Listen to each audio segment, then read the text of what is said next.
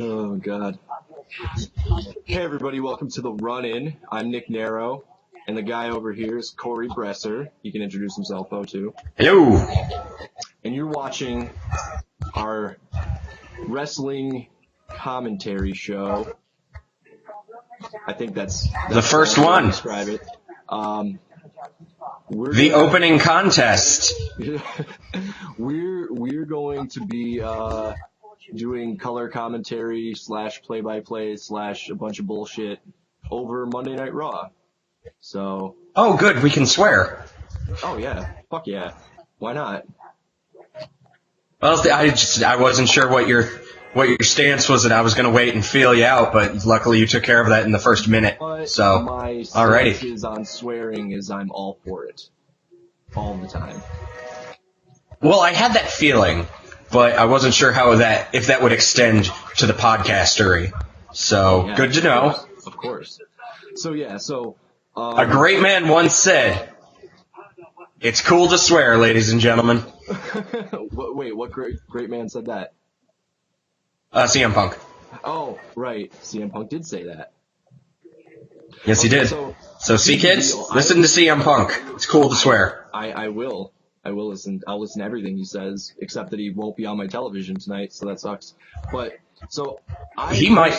He's. Hold on. I personally I have not watched an episode of wrestling since last WrestleMania. And we went to WrestleMania, Cory and I and a bunch of other people, because it was in New Jersey and we're from Pennsylvania, so it was cool. Well, Cory's not anymore, but whatever. We'll talk about that another time. So I came from South Carolina. Right. So that sounds like a horror movie. I came from South Carolina, and it could be if you've ever been down there.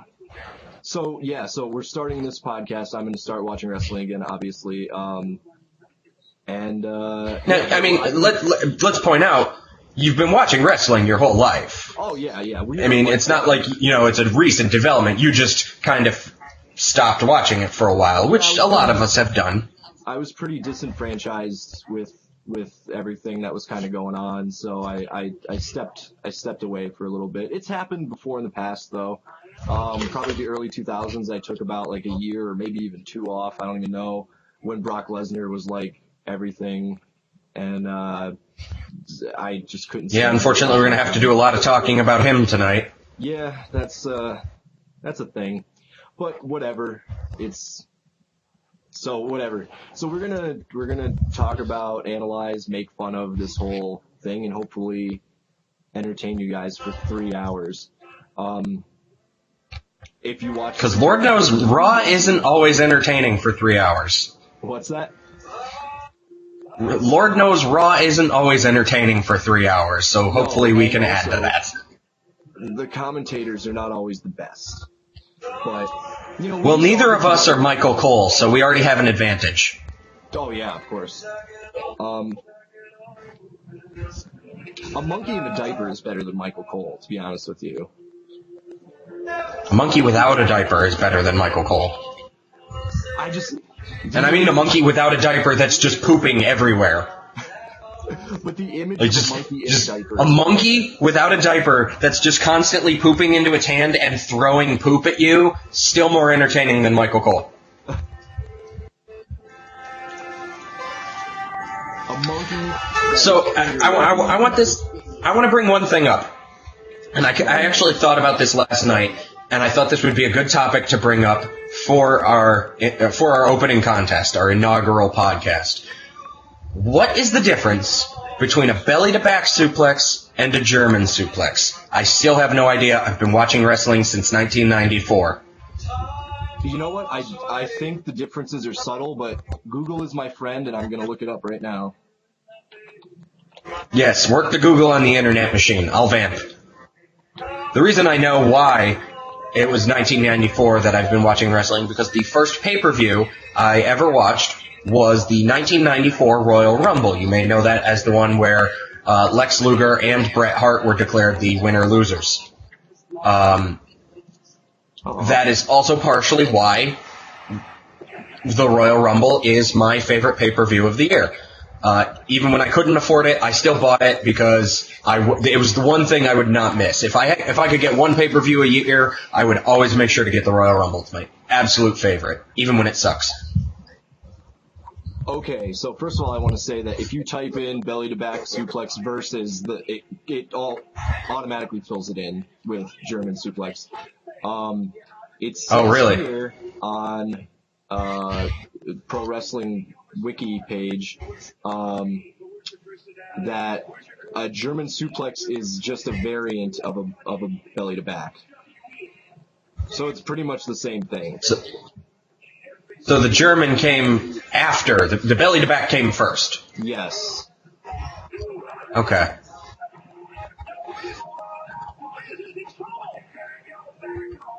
God, Daniel Bryan is... Oh, no. He's so good. Here's what the difference is.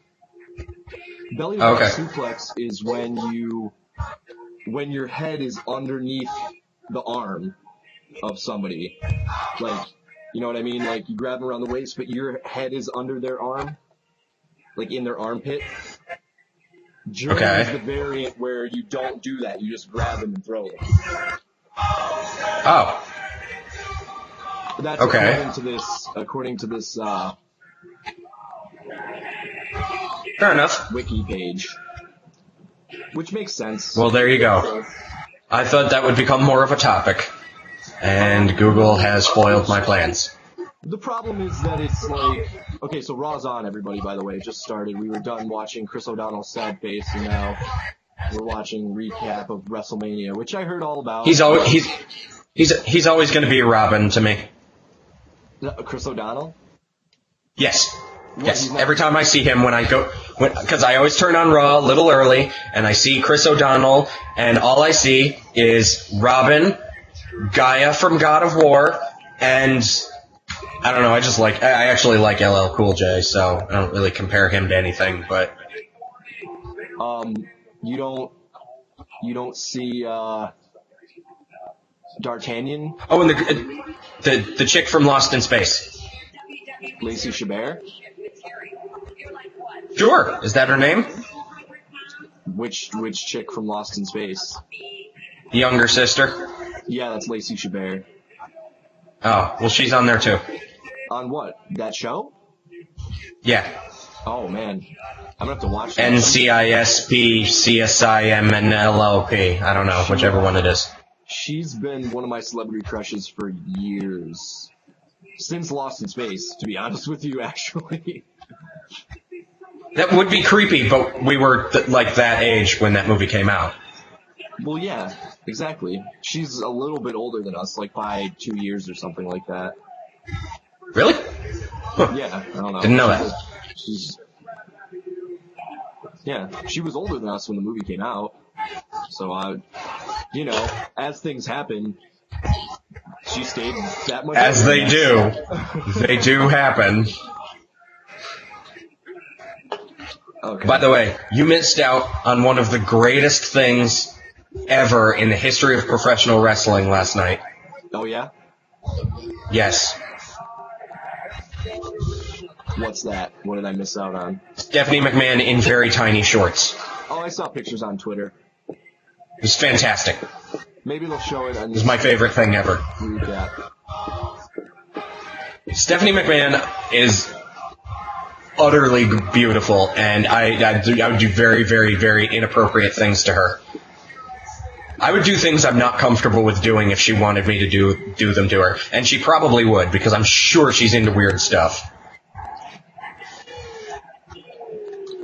Actually, I talked about this with one of our friends, Adam, last night. I talked to him a little bit, and he brought something to my attention that I was not aware of. Apparently, Macho Man slept with Stephanie when she was 17.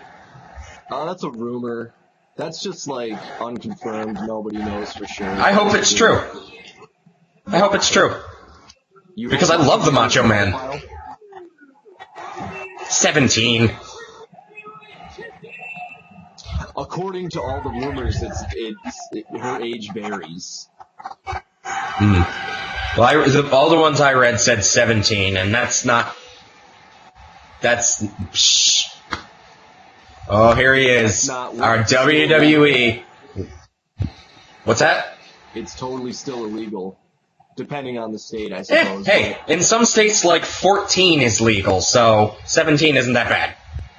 And she was probably still hot. And I love Macho Man, so good for him.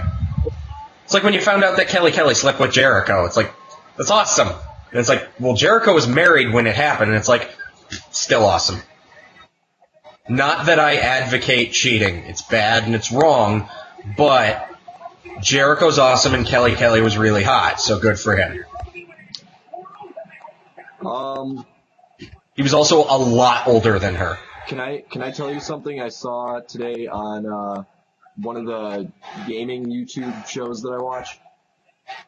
Apparently somebody has somebody made a Macho Man Skyrim mod where the heads of all the dragons are Randy Savage with like the cowboy hat and his face is just like, and there's like fire coming out and he's got sunglasses. That's amazing. It's one of the funniest things I've ever seen.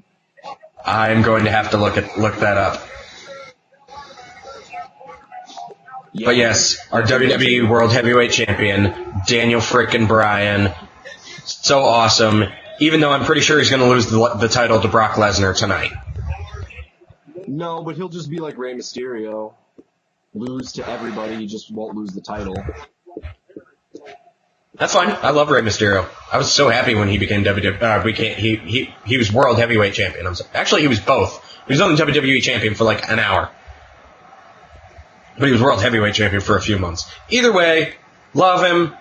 So happy he's World Heavyweight Champion. I really hope it lasts more than like a day, but I'm pretty sure he's going to lose it to Brock Lesnar tonight. I'm really happy about Daniel Bryan being the champion. I just worry. I'm the pessimist right now. It's why I stopped watching in the first. You're always the pessimist. No, not always. Not always. Usually. About wrestling, actually, I guess I'm a realist, but it comes off as pessimistic. If you understand, that's a pessimistic way of saying that you're not pessimistic. What? That's a pessimistic way of saying you're not pessimistic. I'm not pessimistic. I'm a realist. Yeah. It's depressing. Why? Because you often have a negative standpoint or a negative viewpoint. But how often am I right? You're not always right. Not always, but a lot of the times. Oh my God, Daniel Bryan. Like, he looks genuinely happy. Like, when he smiles about, like, people doing the yes chant and everything, like, it feels genuine. Or it looks genuine.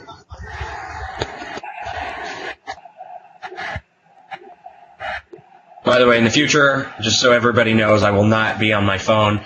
We had some technical difficulties on my computer, so I had to use my phone this time, but we will make sure that they are squared away the next time we do this, so. Yeah, Cory's a boner head. You heard me. You said you weren't going to talk about that! Alright, let's see. So, Daniel Bryan. That's a cool shirt. They have it at Hot Topic, I'm pretty sure. You're drinking ice, I'm drinking light. I noticed. You actually can't get this down here in South Carolina, but a friend had family who's staying at the hotel I work at, which will remain nameless for the foreseeable future, just in case.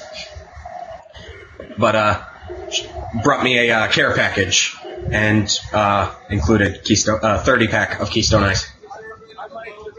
Baller. Yeah, I was quite happy about it. Jeez. Okay, so we deserve Daniel Bryan being champion. I don't know about that. Yeah, I feel like we earned it for supporting the the nonsense over the past couple of years, like The Rock being champion again, and twice in a lifetime. Don't get me wrong, by the way, I love The Rock, but he should not have been champion. It's as simple as that.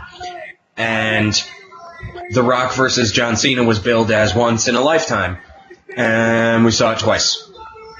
And they couldn't even man up and just be like, "Yep, you're getting it again."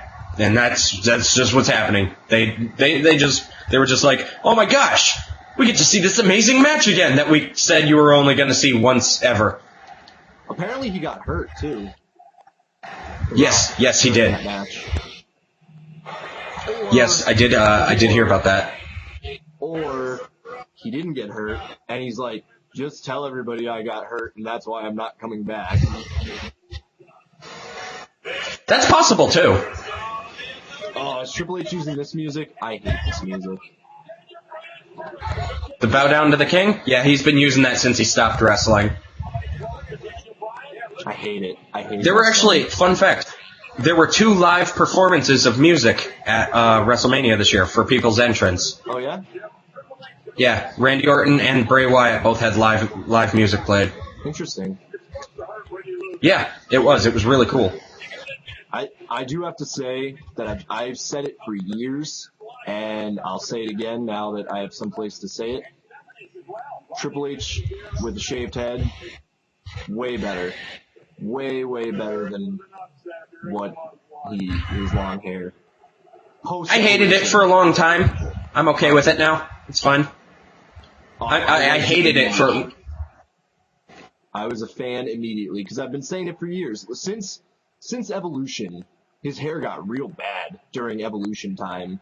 Like, before that, it was awesome, but during Evolution, bad. I was like, he should just shave it. And now he did. And it looks good.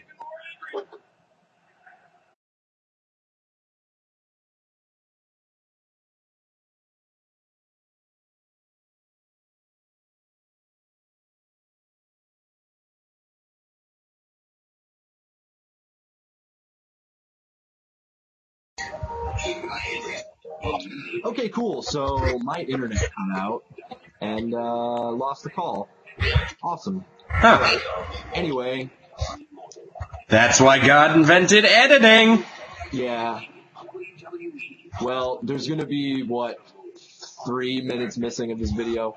Whatever. It was Triple H yelling at Daniel Bryan about, owning the show, whatever. I don't know. Fantastic sign in the audience, by the way. It says, who booked this crap? But the who has 3 H's. Because Triple H books the matches. Get it? Do you get it? It's so funny. Well, here's the thing. But seriously, I do love that sign. The thing about the Triple H Daniel Bryan thing is, I know a lot of people, just from, reading tweets and whatever, were upset that Triple H was pretty much burying Daniel Bryan for, almost a year now, or however long it is. Uh-huh. But obviously the ultimate payoff was he overcomes the odds and he's the unified champion now, whatever. So that's cool. I mean, if they're doing... It's funny because on one hand people are like, oh, these storylines go too fast. And then on the other hand, if a storyline goes long, people are like, oh, enough of this crap already. But I mean, maybe that's just if people don't like the storyline or if the storyline is bad. But sometimes you just wait and let it pay off, I guess. I don't know. It's such it can be a little of both. I think that the Triple H Daniel Bryan match was very good. Without a doubt, Triple H's best match in a long time. I'm not the world's biggest Triple H fan, but, I respect him. I respect what he's done in wrestling. I mean, the fact of the matter is, guy retired as an active competitor a while ago. But he comes back in and he does these little matches, and not all of them are good. Right. But his match with Daniel Bryan was really good. It was a very good match. I really enjoyed it. I do like Triple H, and I've liked Triple H since, DX, but more specifically when he went full heel and joined the corporation back in, 1999 or something like that, and then he became the Game and all that. Like, I was really into Triple H then. Like, he was amazing. You can't deny it. His matches from then with Foley, with The Rock, with Austin, like, all those guys, his matches were awesome, and he was awesome in them. But lately, especially again, like, post-Evolution time and stuff like that, he could have really good matches. I'm sorry I got silent. There was a Godzilla commercial on TV, and I just was enthralled. Triple H's matches were good as long as his opponent was good, too. Again, not saying, like, his opponents carried him, but the better his opponent is, the better he is. But when he has to carry a match against someone who's really bad, like, for example, Brock Lesnar, you get the Brock Lesnar match. And then I know people praised, like, his Undertaker matches, or at least the first one, but we were there for the first Triple H Undertaker at WrestleMania, and it live, it wasn't that good. It was kind of boring because you couldn't see anything the whole time, and even so, like, when we rewatched it, I was just like, man, people are, like, praising the crap out of this match? What the heck? And that's just, first of all, Undertaker should have retired after the Shawn match, the first Shawn match.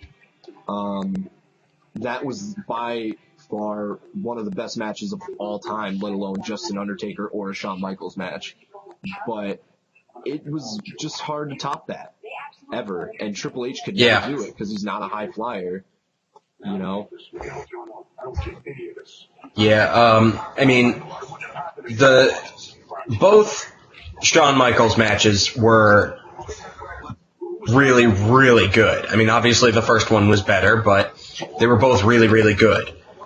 The second Triple H match was, technically the third Triple H match was a lot better than the first Triple H match, or the second one, but the worst Shawn Michaels match was better than the best Triple H match. So I honestly, I think he should have retired at 20. I think it's nice, round, 20-0. Good, great, grand, everybody's happy. I thought he was going to go to 25, but then I knew he was going to lose to Brock Lesnar the second that was announced as the match, because I knew Brock Lesnar wouldn't basically let himself lose. Well, he lost to Triple H. And I totally understand that Undertaker, could have said, nope, you're going to lose. Like, that match ended because Undertaker said he was fine with it. I get that. But he chose wrong. It was the wrong opponent. It was the wrong match. It wasn't exciting that the streak ended. It wasn't, like, honestly, it was like so many tweets, just stunned silence, of people like, wait, that's it. That's how it ended. That's how it stopped. The tweet that I saw that summed it up perfectly, though, was, it was just a little GIF, and it was that scene from The Matrix where what's-his-name is unplugging everybody, and the girl is in The Matrix, and she's holding her friend, and she looks down at him, and she goes, not like this. Not like this. I was like, yeah, that about sums it up perfectly. He could have even lost to Brock Lesnar. That was just it was a bad way to do it. It was just bad. Batista was just on screen, displaying his horrendous acting, and I really hope he has very little lines in Guardians of the Galaxy, because I think that movie's going to be awesome. And what sucks is that he's going to have been in a movie that probably makes a ton of money and is awesome, and think that he's the shit. And it's going to be through no cause of him that the movie is good by any stretch. In fact, I hope he has zero dialogue, because he just, he just fumbled over like the very few lines that he didn't even have to commit to memory right there on television. And he's a veteran. It's not like he's never done this before. He's done it a million times. Part of that is, I don't think he cares. I don't think he cares that he's in WWE right now. I think he's collecting a paycheck. I've seen him in movies that I was like, okay, he's not like stellar or anything, but I mean, he's good. He's passable. Riddick, the new one. Okay. He's in that. He's passable in that. Yeah, he dies, which is kind of cool. I do want to see. Although I heard it was like a rehash of Pitch Black, more or less. Kind of. But my favorite part was not like my favorite. I just think it's hilarious that in the first 5 minutes of the new Riddick movie, they basically say, yeah, Chronicles of Riddick was stupid. And you don't need to know anything about that movie to enjoy this movie. But you need to know about Pitch Black. That's basically what they did in the first 5 minutes. I do want to say I liked Chronicles of Riddick, so I don't know what was so bad about it, really. I didn't hate it. I didn't hate Chronicles of Riddick, but Pitch Black was awesome. Yeah. And then Chronicles of Riddick came out, and I was like, wow, this is completely different. They did a lot of things here. The idea is, the thing about Chronicles of Riddick was that they wanted to build this universe with this character as the focus, and different stories require different different tones, different I guess emotions for the characters and stuff like that. Like, nobody is just total badass all the time. I mean, if there are, it's fun. No, but like, even so, in Chronicles of Riddick, he's pretty much a badass, but like, it's just different, he's doing different things. I don't know. It's like Indiana Jones isn't the same in every movie. In Temple of Doom, he's got different different motivation, different feelings about things, as he did in Raiders and as he did in Last Crusade, and definitely, obviously, in Crystal Skull. I don't know. I think the biggest problem is Pitch Black is a horror movie. Like, pretty much a straight horror movie. That's exactly what it is. They took a horror movie and said, okay, now let's make it a sci-fi movie. Right, like an action fantasy. That doesn't really work. I mean, look at Dead Space. Dead Space 1, horror, straight up, and that game is terrifying. Dead Space 2, scary, still a focus on fear and scare. Dead Space 3, sci-fi. Dead Space 3 is a sci-fi game. It's not scary at all. And it's... Okay, you saw Pitch Black, and it was awesome. And then they announced Chronicles of Riddick, and I think everybody went there expecting Pitch Black. And they got totally different, and I think that put a sour taste in a lot of people's mouths. I don't hate Chronicles of Riddick, but Pitch Black was better. Better use of the character, better... And by the way, speaking of... Actually, sidebar here. I saw Riddick with my brother, and it got us talking. Have you seen the movie Man Apart with Vin Diesel? No, but I wanted to. It's a phenomenal movie, and he is fantastic in it. Like, he does a stellar performance. Like, he is fan-freaking-tastic in that movie. That's a phenomenal movie. If you haven't seen it, I highly recommend it. Man Apart. I'm not a big Vin Diesel guy, but that is just a great movie, and he is fantastic in it. And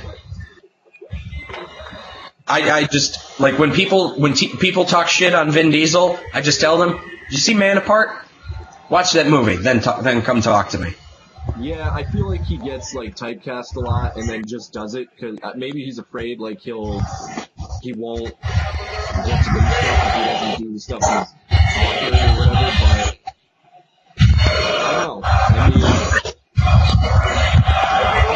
The crowd is singing John Cena's music, going, "John Cena sucks." Nice. Although, again, for people watching the show, I do want to say I like John Cena as a person. I just hate the Superman character. I hate Superman in comics, so I hate characters or people who are like him.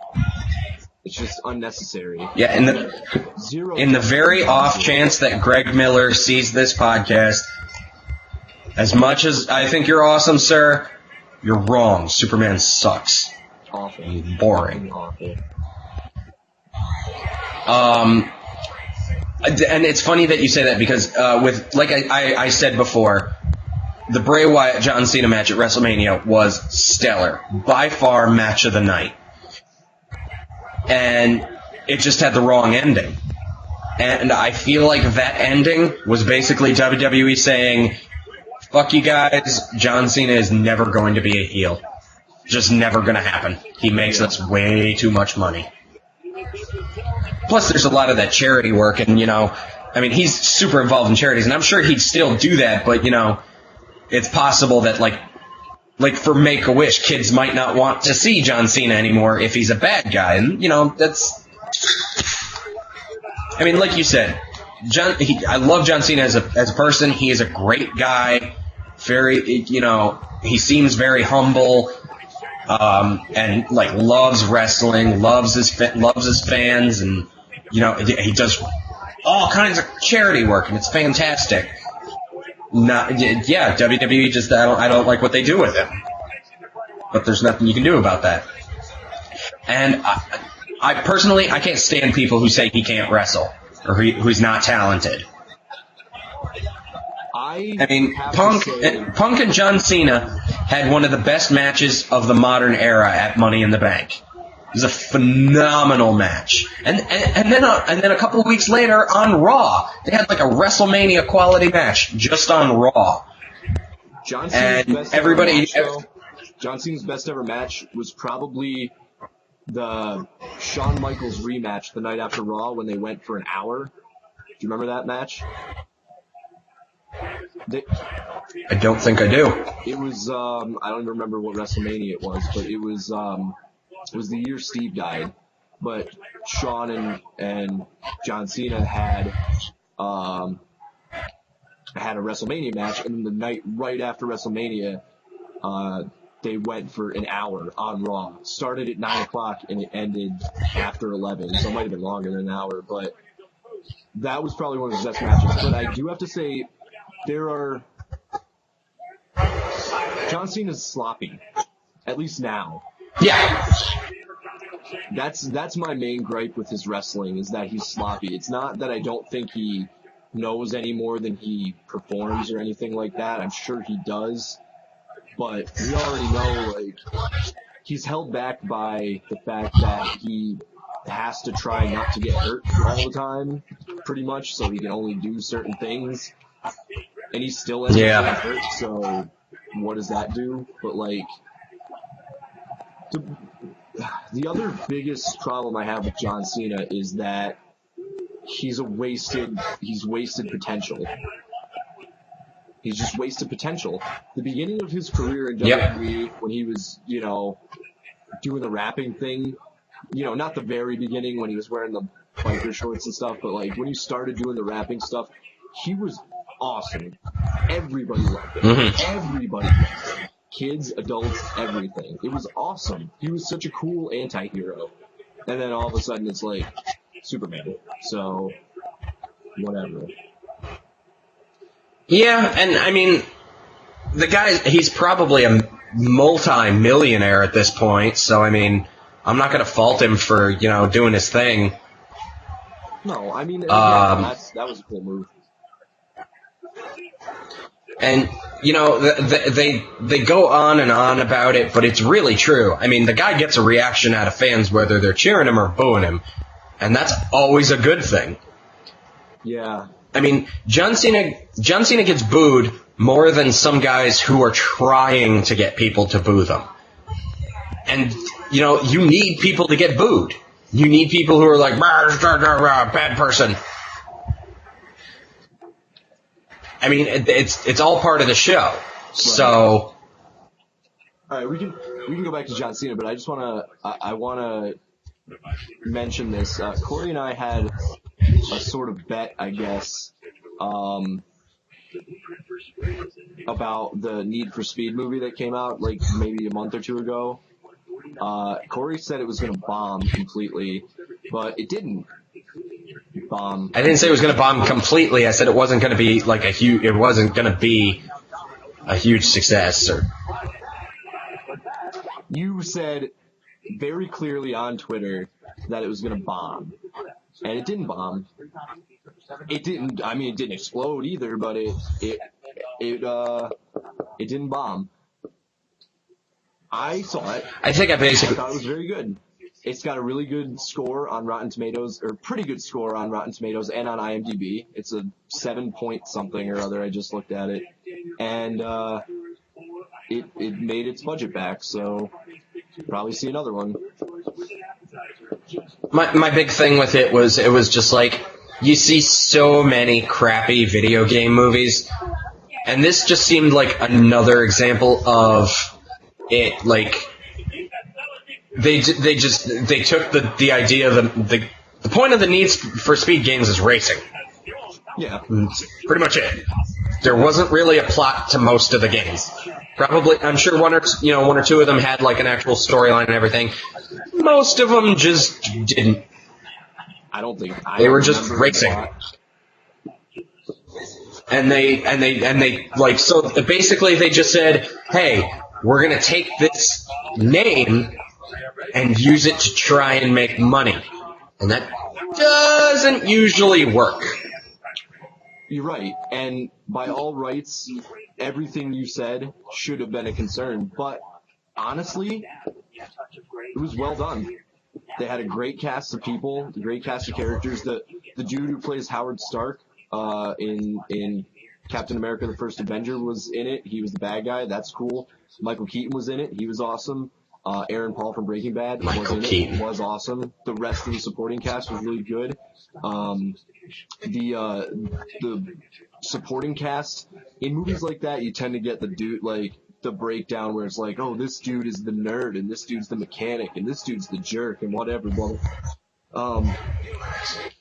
wasn't like that. Everybody was really normal and likable and kind of like had bits and pieces of all those things, like, like they weren't just one was this, one was that, one was this, like, so it had good character development. The way they set up the plot, like the plot wasn't groundbreaking or anything. It was a revenge story, basically. But it was really, they devoted the right amount of time to each piece of the movie, and it was really good. So if you haven't seen it and it's still in, I suggest seeing it. If not, get it on DVD or watch it on Netflix or whatever, but just watch it at some point because it's pretty good. I'm sure it'll be on Netflix. Not just you. The thing is the biggest thing is, though, that like a movie like that where they take something that has no plot and give it a plot, it could have been anything and probably made the exact same amount of money. It could have been like, let's drive fast cars. No, that could have been the title of the movie. I'm gonna only disagree with you for one reason, and that is, I think if it was a U-Bowl movie, or Yui Bowl, however you say that guy's name, you know who I am. Yeah, the look on your face tells me you know who I'm talking about. And it was just a shit plot. Like, the plot was awful. I don't know if you can see it in the video, people, but my eye is twitching because I hate Uwe Boll. That movie would have bombed if the plot was bad, but I think it broke even or did moderately well because... No, I'm saying if they changed nothing about the movie except the title. If they changed nothing about the movie, everything was exactly the same. It was the 100% same movie, but it wasn't called Need for Speed, it would have made the same amount of money. But here's the other thing, too. Whoever made the movie must have really loved the games because the driving felt real. Unlike Fast and the Furious, where they do like a ton of like stunts, crazy ass stunts, and like things you can never do in real life, This was just about drive. There was one crazy stunt, and that was it. But everything else was like grounded, very grounded in reality.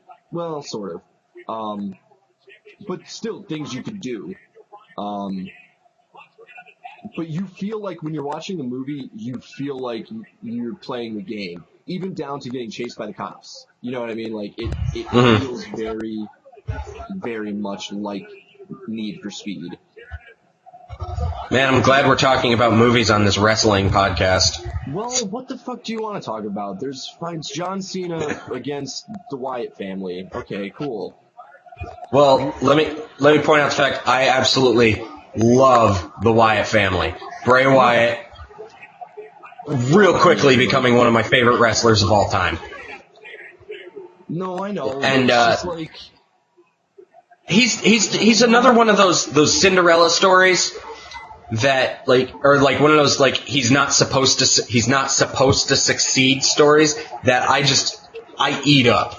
Like Cody Rhodes, I love Cody Rhodes, partially because his father was like, he'll never be a professional wrestler, he's too small, and now he's awesome.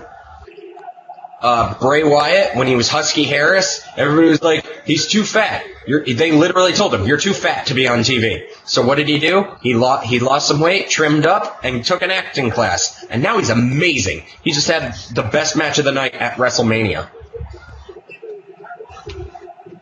And the crowd absolutely adores it. Last night at WrestleMania, during his match, you saw the entire audience. You saw the hands going back and forth, and they were all singing, "He's got the whole world in his hand," in the middle of the match. It was amazing. Okay.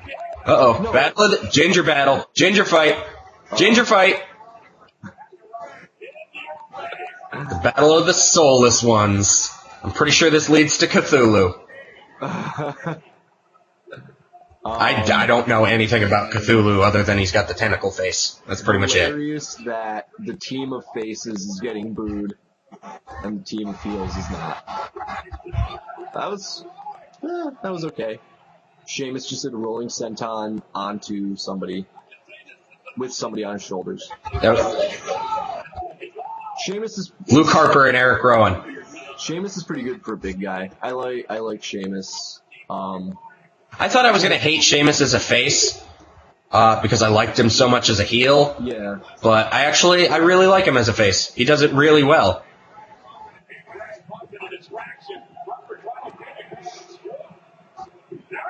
I love when they cut away from the big moves. Like, Eric Rowan probably just clotheslined the shit out of Sheamus, and they cut away to Luke Harper for no reason. Oh God, Big E. When Big E was in NXT, he did this thing where every time he would pin somebody, he wanted a 5 count, not a 3 count. And it became his entire gimmick. He came out of the apron and he's just sitting there holding up his hand and he's going 5, 5, 5, 5, 5. The audience would chant. I love NXT. If you don't watch NXT, you absolutely should, especially if you have Hulu Plus. The shit they do in NXT, some of the shit they do on NXT is 10 times better than what they do on Raw. The Wyatts they were straight out of NXT. They were awesome in NXT, took these characters and just brought them up to Raw. Big E came from NXT. There's just... Oh my God, it's so creepy when he does this. I love it. I love and hate it when he does that. He's so creepy. I love him. Now see, Bray Wyatt, they're doing it again. You hear them singing? Crowd was singing, he's got the whole world in his hand again. As he was doing that creepy spider walk. I can't believe he does the overdrive as his finisher. That's everybody's finisher. Everybody's finisher when they first start is that move. Well, it's different. You change it. Yeah. Well, he always did Sister Abigail. He never did the straight-up overdrive. He always did that flip backwards move. And I love it. I love it. I love Sister Abigail. It's an awesome move. You know, I was actually thinking of it. I don't remember who did it recently, but you're right that somebody always did the overdrive. It was always their like the starter guy move. It was either that or like a pump handle slam. And it occurred to me the other day, I haven't seen a pump handle slam in a long time. And then somebody did it, and I was like, oh, there it is. Who did it? What was it? There were three that they always rotated who would do the starting guys' finishers. The overdrive, the pump handle slam, and what was the thing with the leg, and they spun them around and their head hit the back of their knee? Randy Orton used to do it. MVP did it. Yeah, I don't know. Really dumb. It's one of those moves it's like that doesn't hurt at all. Yeah. It doesn't hurt. There's nothing about that hurts. Hey, so what's the Miz up to?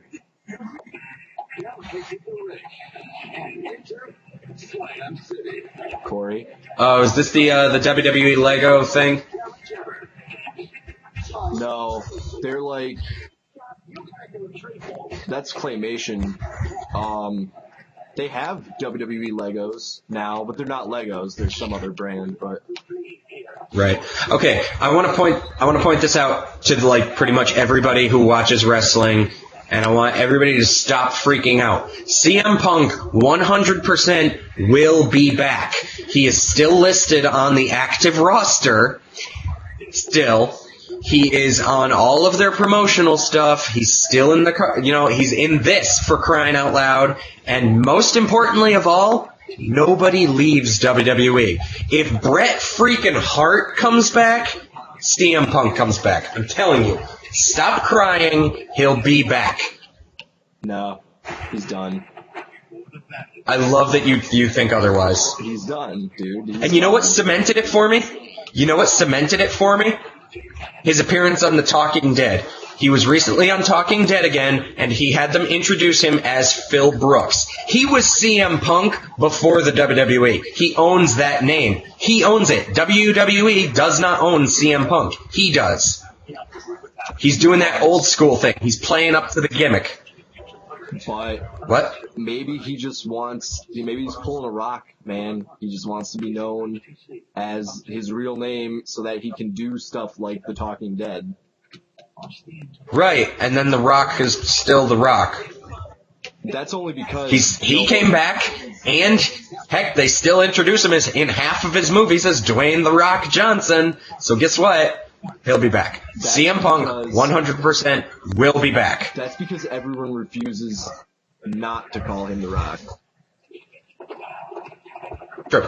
There's no one. Everyone's your name's Dane Johnson. You're The Rock. You're The Rock. His published By the way, if they could get away with not calling him The Rock and have people go see his movies, they would do it. But people go to see The Rock. He has a team of publicists that are probably like, dude, this is what you're known as, man. You can use the whole thing, but people are still going to call you The Rock, man. It's going to be that for the rest of your life. But if you want to do the stuff you're doing, just got to deal with it. Just got to deal with it. It's true. Whoa, that was creepy. CM Punk might be able to not have that happen because he's not nearly as famous as The Rock. Famous, don't get me wrong. No, but I'm just saying. Dude, I think he's done. The only reason I'm just saying CM Punk will be back. The only reason he's on the website is because his contract isn't done yet. It doesn't expire until like the summer, I think. But he just left. He was just like, I'm leaving. I don't want to do any of this. So they're using him in all the stuff that they already had made. Do you know how long it takes to make that animation? And all the toys and stuff? What animation? Coming out, but it takes a year to put the toys out. They're not going to pull them. It takes just as long to make those animations. I know. He's out of the comic books. He'll be back. I think. I don't read comics, but I'm pretty sure he's not in them. So there's a comic you don't read? The WWE one? Yeah. Thank you. Yeah, you guys are going to have to deal with a lot of nerdy talking here, because there's not really that much we don't nerd out about. Well, I mean... Stick with us, though, because during football season, we'll nerd out about that, too. Yeah. By the way, congrats on the Patriots. You guys have been freaking getting players like nobody's business. I haven't been following. I don't pay attention in the off season. I'm a bad football fan, but yeah, I don't know. I just because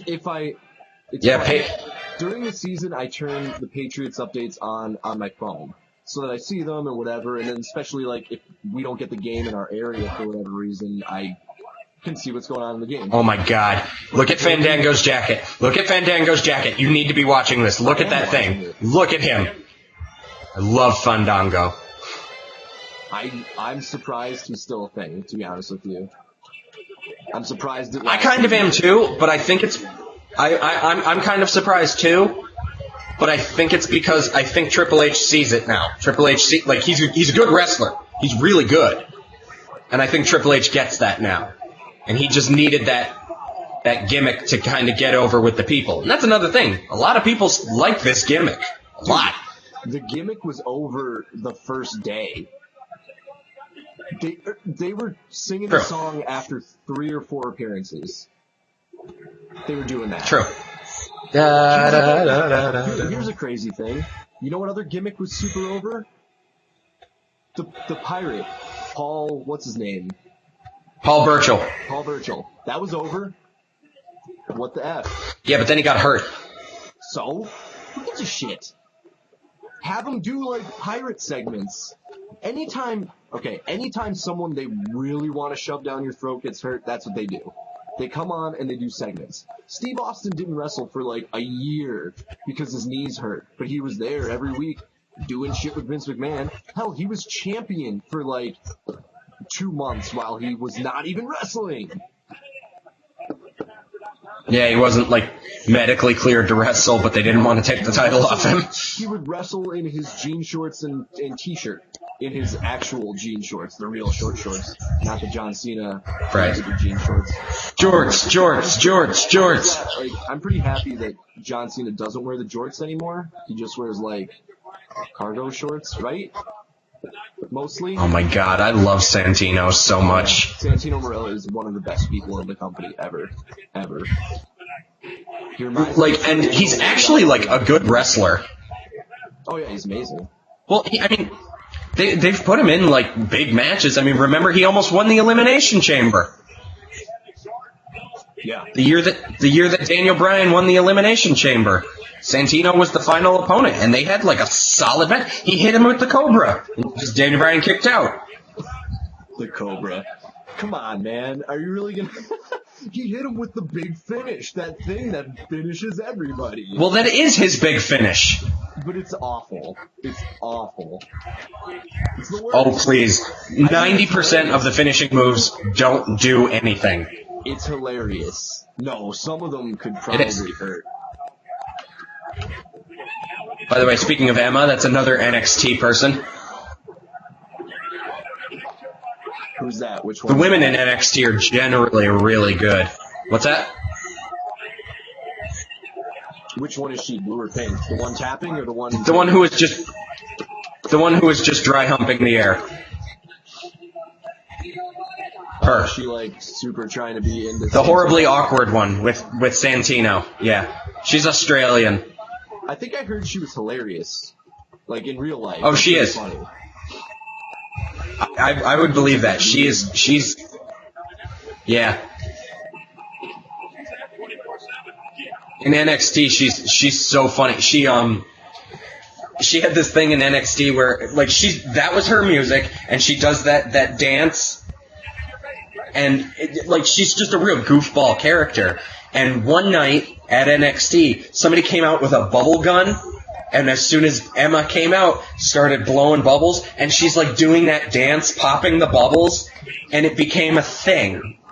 for her. So, like, everybody would just start blowing bubbles when she would come out. And one person, like, it was like a rapid fire. It was like a steady stream of bubbles. And she ran up and she literally was just like flailing, trying to pop the bubbles. And I actually saw an interview with her where they were doing their promo in the back, and she was talking about, you know, how she loves NXT and, you know, wrestling and everything, and she's like, you can't have my bubbles. They are my bubbles. Not sharing my bubbles. And like she got so serious about it. I was like, that is amazing. I'm sorry, I was just entranced by another wrestler that I'm not fond of on television. Ultimate Warrior? Yeah, I'm a fan of wrestlers who can't wrestle. I understand the entertainment. Oh, more Godzilla. I totally understand that. I understand the character and whatever, stuff like that. But I am much, much more into the art of wrestling, like the actual art form. So yeah, but you also love the good talkers. What? I do. You also love the good talkers. I appreciate guys who can talk and wrestle, though. They have to have both. That's why some of my favorite guys are like Kurt Angle, Bret Hart. I like Triple H. I think CM Punk. Punk, obviously. Yeah. The Rock too. The Rock was a really good wrestler in his time. Austin again. Austin was more of a brawler, but yeah. No, Austin was a great technician. He just brawled more. Yeah. Like, if you put Austin in an actual technical match, he was great. Oh, yeah, Jericho. I'm just saying, Austin became more of a brawler because he got hurt, like we were just talking about, and then he couldn't do anything, so what are you going to do? True. So yeah, what you gonna do, brother? But I dislike very strongly Hogan as a wrestler, plus as a person. Warrior, and he's a nut job. Batista, Brock Lesnar, guys like that. I mean, I don't have things against big guys. There are a lot of good big guy wrestlers, like Umaga. I thought was a fantastic big guy wrestler. Big Show. Big Show. For his size is real good. Kane is real good for his size. Again, he's been watered down over the years, but he's done some real impressive stuff. Bam Bam Bigelow. Yeah. Awesome. Again, dead, but that's unfortunate. Hugh Morris, for crying out loud. Hugh Morris, yeah, of course. Who else was like real big and good? And it's weird. It's like if you're a big guy in wrestling and you can also like really move, it seems like they don't want to do anything with you. Yeah. It's like, that's awesome. Get off my TV. Get off the TV. You're terrible. Go away. It's like, but he's so good. Keep using him. Yeah.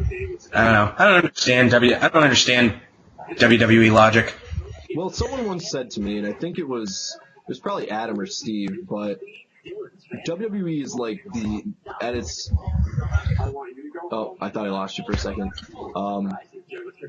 You still there? Yeah. Oh, okay, because your video froze. Don't worry, everybody, we're good.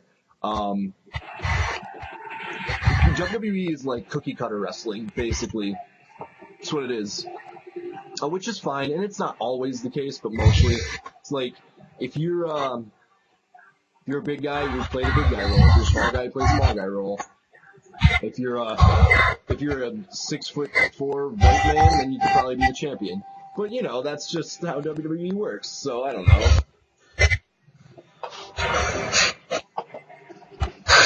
Or, if you're really lucky,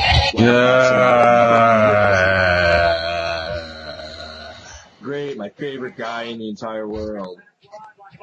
Oh, I just don't want to. This is one time I don't want to hear Paul Heyman. This is the only time I will ever not want to hear Paul Heyman. And I don't want to hear Paul Heyman. I really don't want to hear this. I don't want to hear how great I don't want to hear Brock Lesnar coming out and being like, yeah, of course I beat The Undertaker because I'm friggin' Brock Lesnar. I'm the greatest thing at everything forever. I'm so awesome, and he's a piece of shit. And that's exactly what's going to happen. He's going to come out and he's going to talk about how amazing he was, and The Undertaker's a piece of shit, and he's not even going to acknowledge the fact that what he did is a monumentous thing, other than to make himself look good. I wonder if he's going to talk about that black eye. That's my biggest problem. That's my biggest problem with the fact that the streak ended. It is meaningless that it ended. Brock Lesnar is already established, and hey, by the way, he's a part-timer. He wrestles like 4 or 5 times a year, and he ended the streak. It's meaningless that he ended the streak. Or once. What's that? On the year. So The Undertaker wrestles like twice a year, or once a year, depending on the year. You know what my biggest problem I don't know, is? last year he was around for like 3 months after WrestleMania. Brock Lesnar looks like a Koopa kid. With the hair on top of, just on the top of his head. And his weird... Don't insult the Koopa kids. Dinosaur monkey skull. Don't insult the Koopa kids. Don't insult the Koopa kids. You could have Brocky Koopa. Hate Brock Lesnar. You could have Brocky Koopa show up in the Nintendo games and it wouldn't be a surprise. Just as he is right there. Could you imagine that? Hate Brock Lesnar.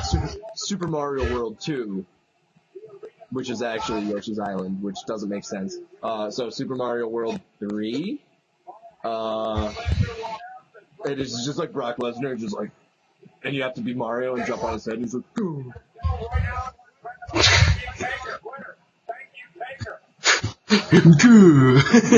Yep. You heard it here, Nintendo. I'll take a check. In the form of $1 million. Reggie, make this happen. Make it happen, Reggie. Who's Reggie? Reggie Fils-Aimé. Who? He's like the president. He's the president of Nintendo America. Oh, okay. Or something along those lines. I'm not sure what his official title is. I didn't know you were on a first name basis with the owner and operator of Nintendo of America.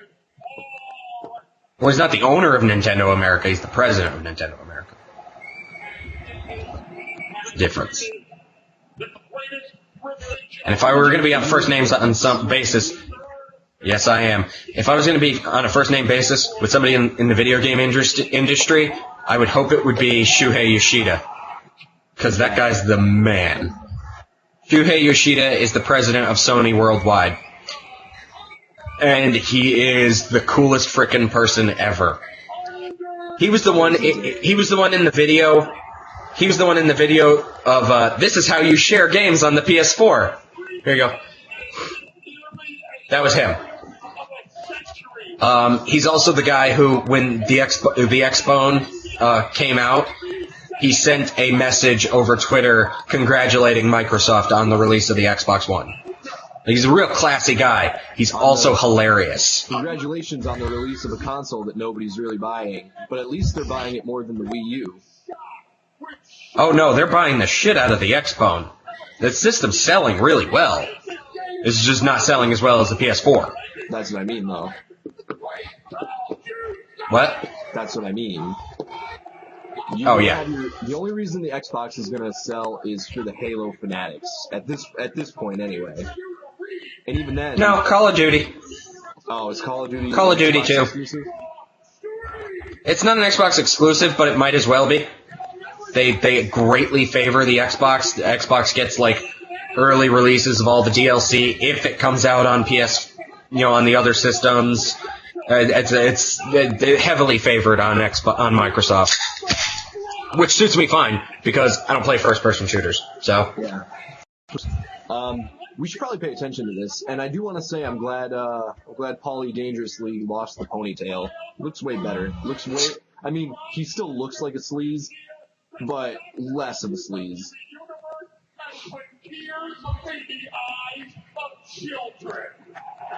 I love Paul Heyman to death, but I just don't want to hear him right now. And I don't want that friggin' gorilla on my TV. Guess what? You don't have a choice. I just want to say that I was brought coffee in an old lady. Oh, that was nice. Who brought you coffee? My mom. I didn't Why? ask for it. She just brought it to me. It's just like, here, drink this. Yeah, that's exactly how it was.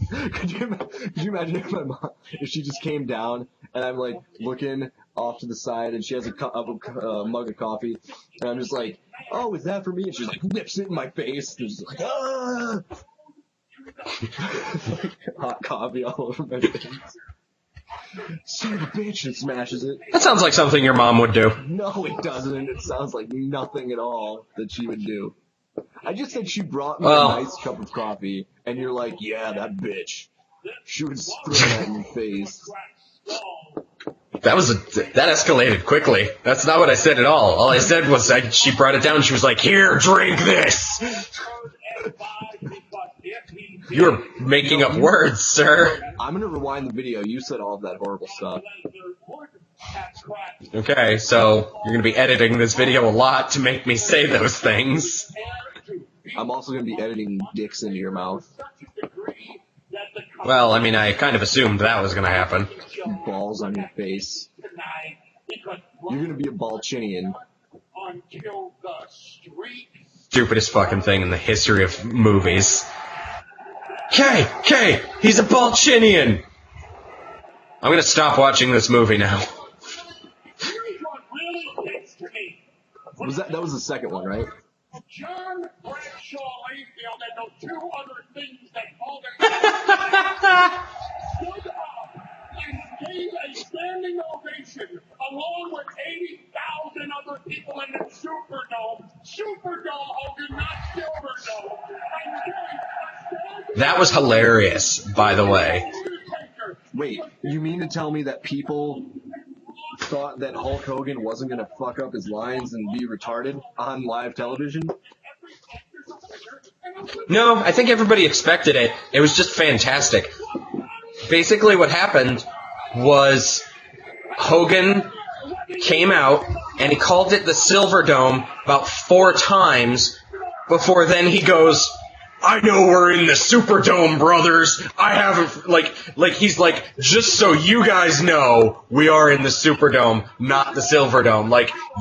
Motherfucker, you're the one who just said it 4 times. Yeah. And so, of course, Austin and Hogan Austin and The Rock both came out, and they're like, they made fun of him about it for 10 minutes. The best one though was The Rock. He did his whole finally The Rock has come back to New Orleans and everything. And he goes, which means finally Stone Cold Steve Austin and Hulk Hogan have come back. And he turns to Hogan and goes, to the Superdome. I think Austin almost broke a rib. He was laughing so hard. From what I've heard, The Rock is not a huge fan of Hogan. Or Shawn Michaels, apparently, but who knows? No, I knew he hated Shawn Michaels because Shawn Michaels tried to bury him, I guess, at some point in his career. Yeah. That would have been a great match back in the day, The Rock versus Shawn Michaels.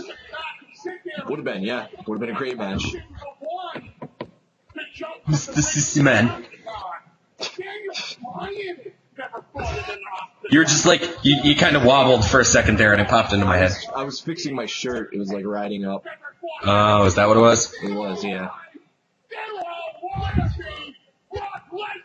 This man.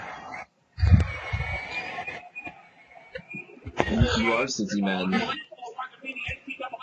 They're doing exactly what I don't want to hear. I don't want to hear them talk about how The Undertaker sucks and Brock Lesnar is amazing. It's pretty much the exact opposite of what should happen.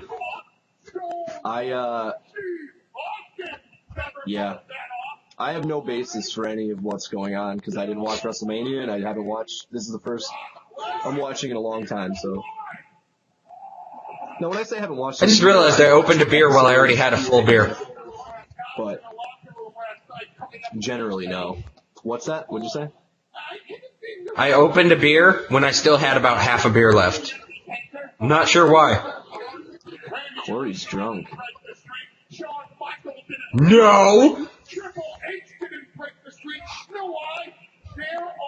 I only had 7. Alright, Archer. Have you watched this season Archer? of Archer, by the way? It's good. What the? This season of Archer? Which season? The season that's on right now. Oh, see, I've only been able to watch what's on Netflix. So Oh, okay.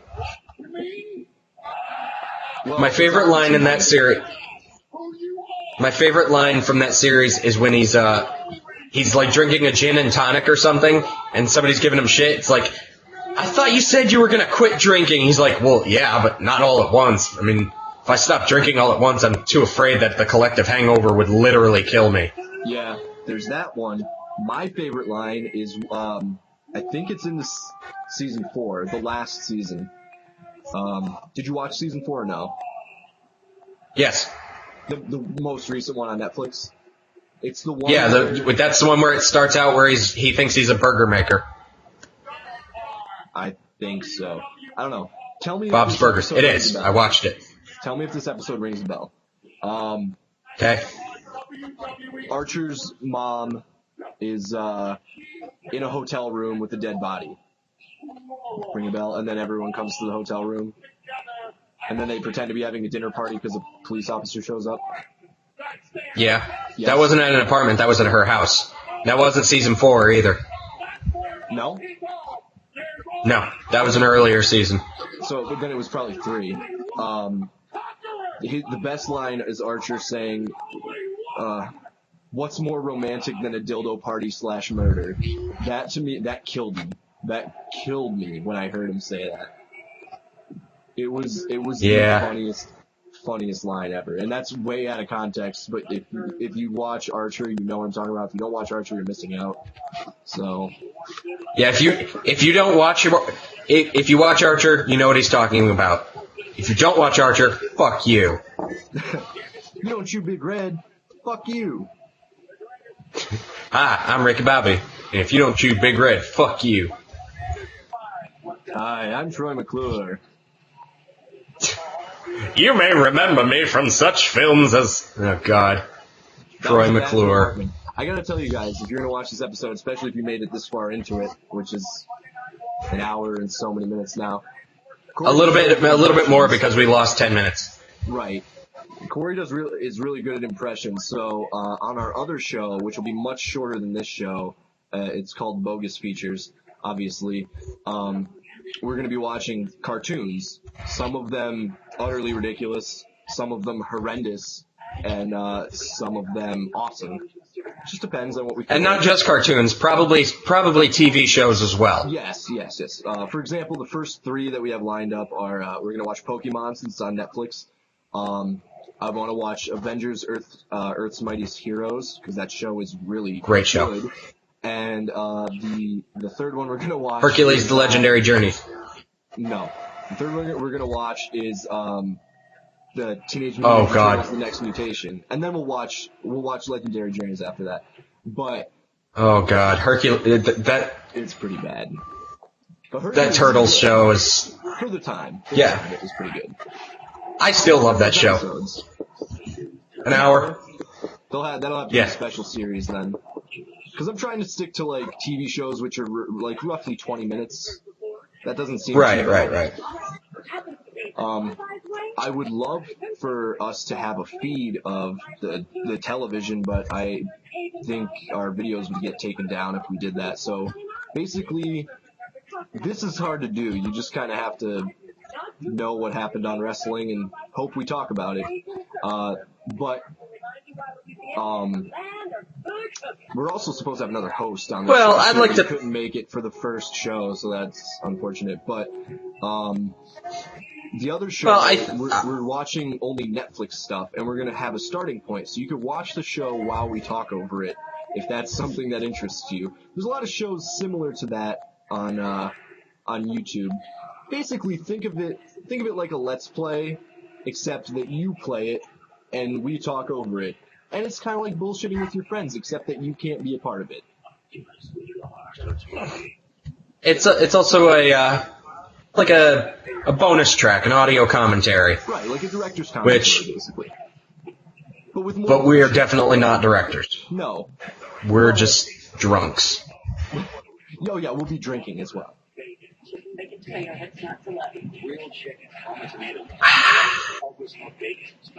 We should. I will. I don't know about you. I definitely will. Here's the thing we should do. I just got a great idea. Here's the thing we should do. Here's the thing. It'll be Here's the thing. You better get ready, because this thing is coming. Here's the thing. You ready? Here's the thing. It's coming. Can I say it? We got this thing coming. It's a thing, and it's coming. Blow your mind. You're gonna be so in for it. Oh man. Here's the thing. We should do the drinking games, the movie drinking games, and do them, and have everyone do it with us. Oh god. First I don't know. Those were rough nights. Back to the Future drinking game. Anytime they say Doc or Marty. Oh, shit. Me and my friends, we do this often. We'll watch a movie and we turn it into a drinking game. You want to know how to go through a lot of alcohol really quickly? Play Gran Torino drinking game. And you drink every time he says something racist. Yep. You need a lot of alcohol, and then you're not going to make it through the entire movie.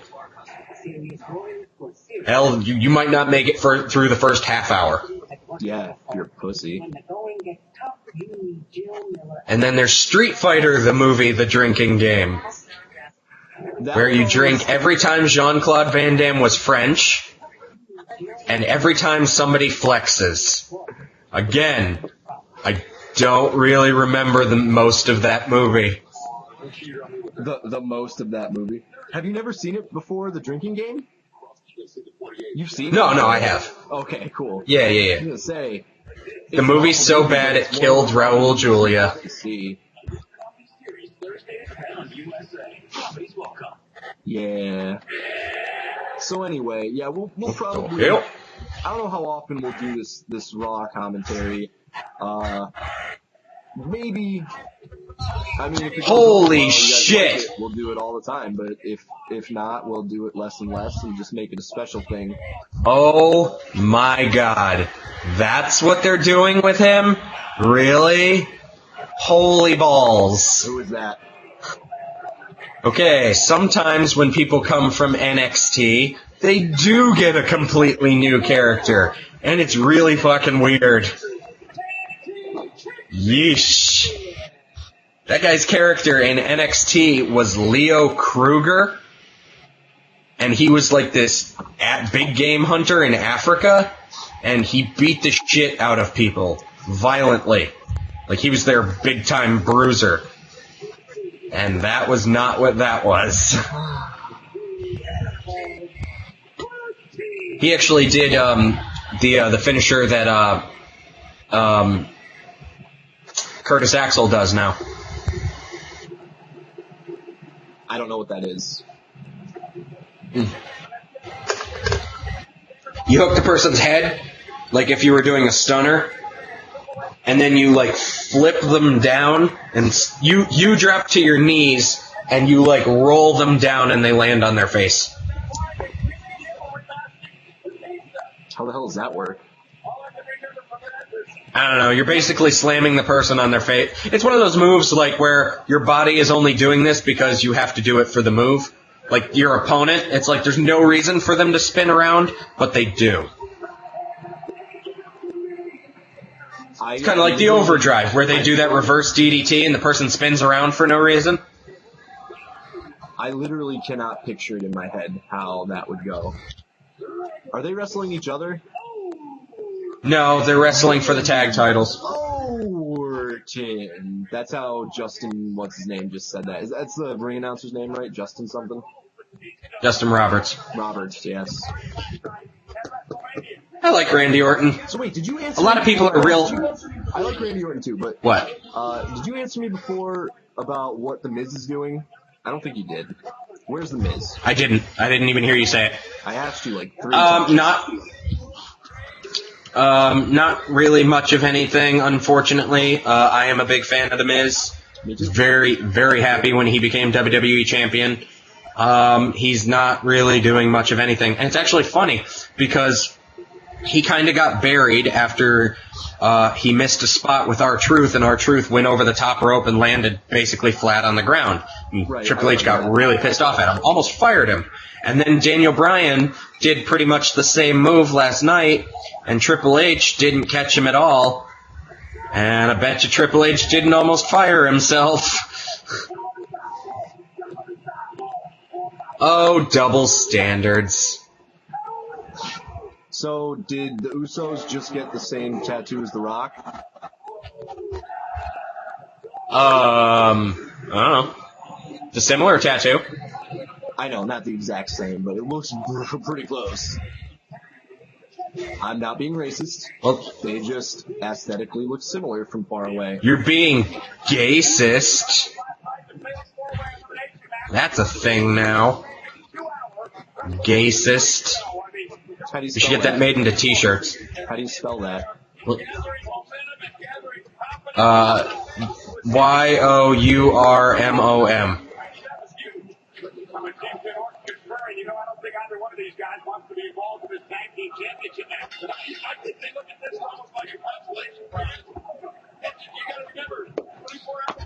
Got it.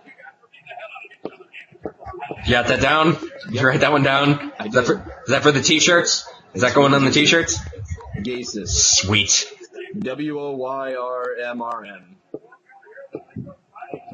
I said Y-O-U-R-M-A-M. M-O-M. M-O-M. I said M-O-M. You know, I wasn't paying attention to your spelling, and I just heard a bunch of letters, and I was like, I think that's what he said. So...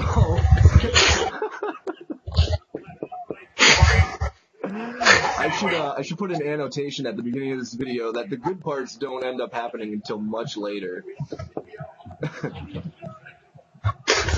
Yeah, we should drink heavily before the show starts. Yeah, beer. Then we have to change the name to like Drunken Wrestling or something. Not really. Is there any other kind? Well, no. We wouldn't have to, but I mean... Dude, you guys are watching the run-in. Aren't you excited? You've been watching this far. Whoa! Good job. I'll send you a card if you leave your address in the comment section. Like, comment, and subscribe. Just to make fun of us. Yes. You do that. Should like a scriber rate. Yeah. Oh, they're a tag team. So this is Evolution Light. Because Ric Flair went even crazier and can't be on TV. Also, in the very near future, you will be able to get a hold of us at, I'll probably make it something like runin@gmail.com or something, or runinpodcast@gmail.com, something along those lines. That's not up yet, but we will get that up and running. I already have a Bogus News Gmail account and Twitter. So Boom! You heard it here first. He just said he doesn't know what he's talking about. He's not running this show. Well, we're gonna want an email for this one too. No. Also editing. I'll just throw Cory's email up on the screen so you could email directly to him all your hate mail and death threats. I'm assuming he's gonna put it under where I'm pointing. Or he won't, to make me look like a dickbag right now. I'm not gonna do that. He's gonna do this. I'm not just gonna do this guy. I'm not gonna do that. Click the annotation. That's what it's called, by the way. I said annotation earlier. Are you making fun of me? Because you're wrong. No, I'm not making fun of you. Why would I do that?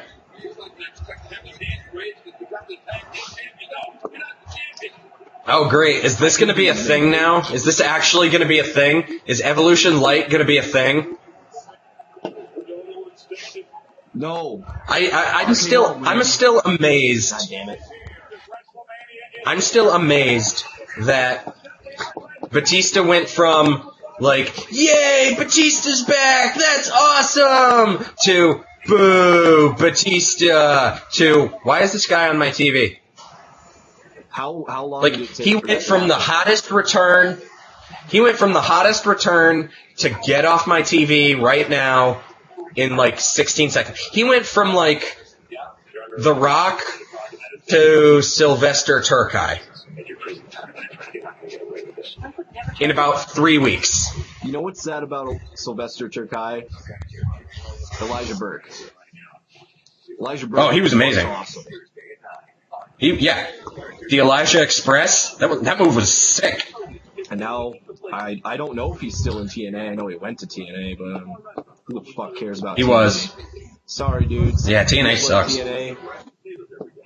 My favorite wrestler of all time is on TNA, and I won't watch TNA. That's how much I hate it.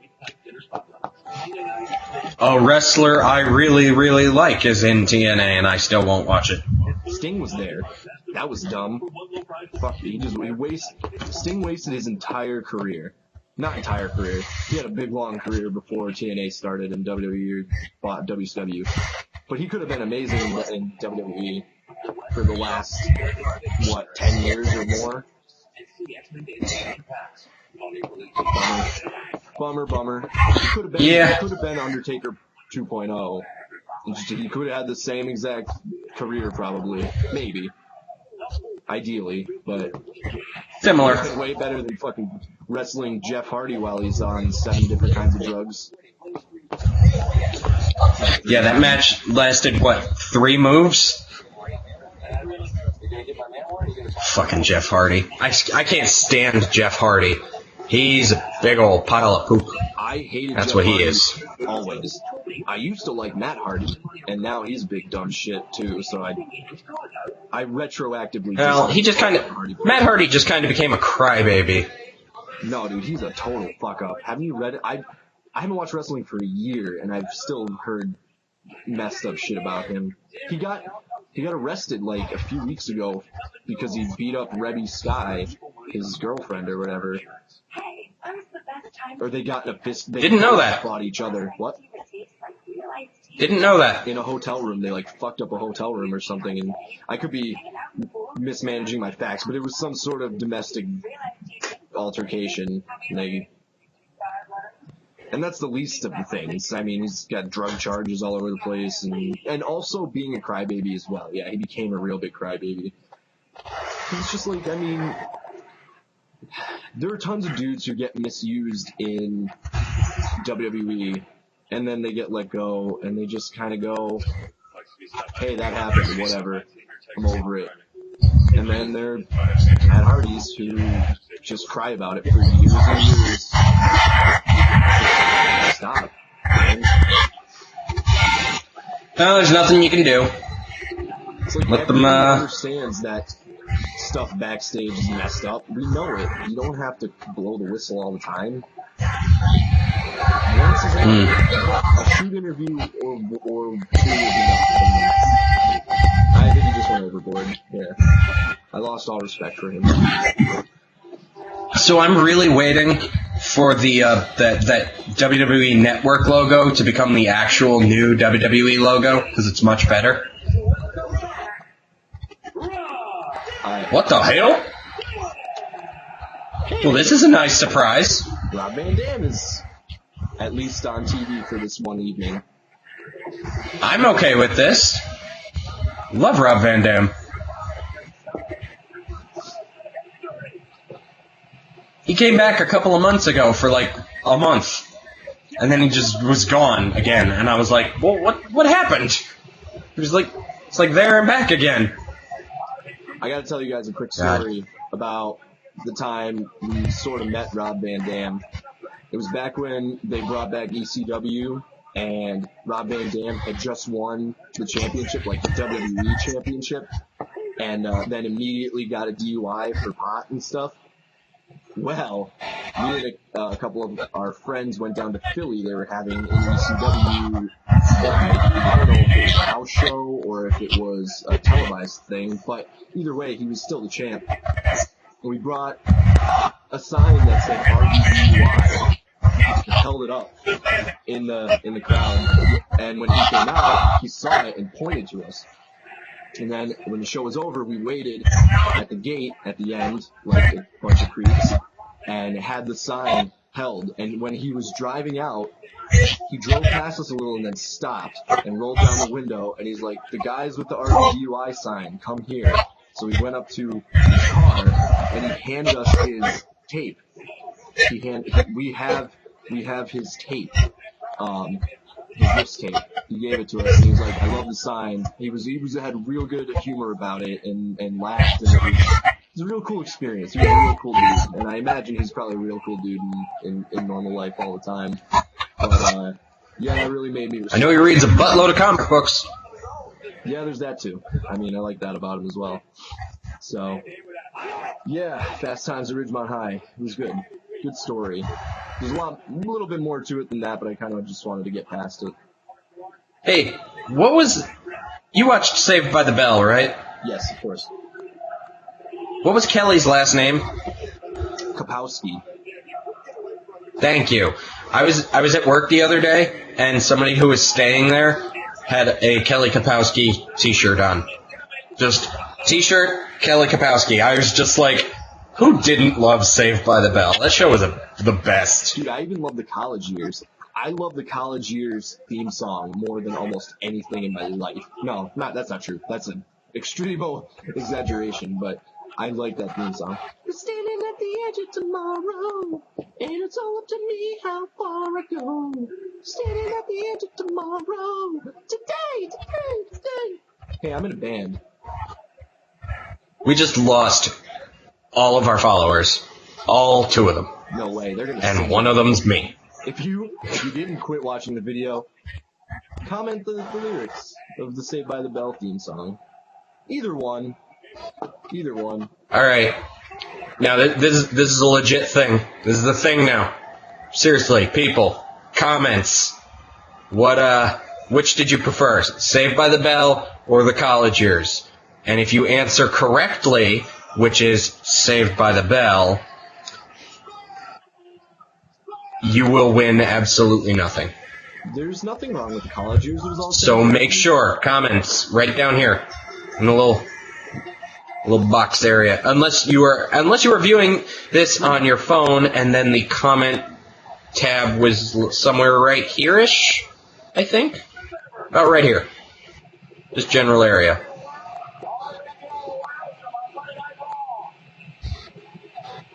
I just want you guys to know, anytime Cory tells you to do something, don't do it. Don't send me $1 million. Except Which that means send me $1 million. It's a double negative, and now you have to do it because he said don't do whatever I say. I expect the check by Friday. Except for that thing. He didn't specify. No, actually, you know what? It could be any Friday. Let me tell you something you should definitely do. This is something you should definitely do, followers. Wear a Legend of Zelda shirt to Universal Studios. Gets you in the fast lane on rides. Fact. Did it. We'll check. Yeah, you know. Fact check. Have you watched this? Is this a thing? The Legends House? Have you watched it yet? He's not on No, it. I haven't watched it at all. I'm not going to watch it, so, I mean, there's that. Why? I love the WWE Network. It's like one of the greatest things ever. I watched every Royal Rumble, except for the 2010 Royal Rumble, because fuck that Royal Rumble. Which one was that, and why do you hate it? Well, it was actually the one where Edge won, which means I should love it, but I hate it because it was also the one where CM Punk was like dominating and doing amazing, and then Triple H came out and just buried him. And I was seriously just like, oh, fuck you, Triple H. Fuck you so hard right now. Okay. It was one of those times where it was like when Triple H had the title for like 12 months, but he collectively only had the title like for 2 months at a time, but he had it for like 2 years. Right. And it was just like, just fucking stop it, Triple H. Just stop it. Just stop it. Yeah. Like, Yeah. Triple H when Triple H says he's a 14-time world champion, he's really only like an 8-time world champion because he took the title off of somebody who held it for like a day. So carry out a large 3-topping Domino's pizza for $7.99. Yeah. Monday through Thursday and leave them home. By the way, Domino's new handcrafted pizza is awesome. Really? Yeah, like really, really good. Highly recommend it. I finally saw, you're going to be surprised, but I finally saw, and Mara, my girlfriend, was also surprised. There's a pizza that I thought was disgusting and wouldn't eat. It's Papa John's, not because I like Papa John's, they're fine for fast food pizza. I was going to say. They have a double layer pepperoni bacon pizza. Look it up. You have my attention. It's on the commercial. It's like, I guess they put a layer of bacon, then they put the big deli style pepperoni, and then they put the little regular pizza pepperonis. It's just too much, man. So it's greasy. I would definitely have eaten that even maybe a year ago, but for some reason now that doesn't appeal to me. Why is Gary Oldman saying blah, blah, blah? Who cares, man? Gary Oldman could be naked painting people's faces with his penis, and I would watch it. I would pay good money to see that, actually. Huh? I would pay good money to watch that happen, actually.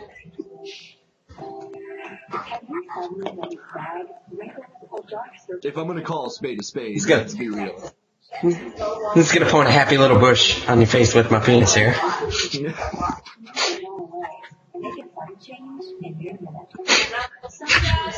Yeah, try and think about that one and not giggle. I dare you to think about Gary Oldman penis rubbing all up on your face, making a happy little bush. And for some reason, that bush is purple. Paints your face like a clown with his wiener. Isn't that how they got Heath Ledger's makeup for the Joker? Of course. That's why. Clearly. That's why Heath Ledger is dead. He didn't overdose. He did. He didn't overdose on drugs. He overdosed on joy. Because once that happens, he overdosed. You have nothing else to live for. It's Gary Oldman's number one pickup line. He just walks up to you and he's like, "My penis is so good you'll die." Fact. When Gary Oldman paints your face with his penis, you understand life. That's it. You don't need to. And we don't mean with semen. That's the answer. No, of course not. Why would you? What are you, some kind of fucking pervert? Yes. God.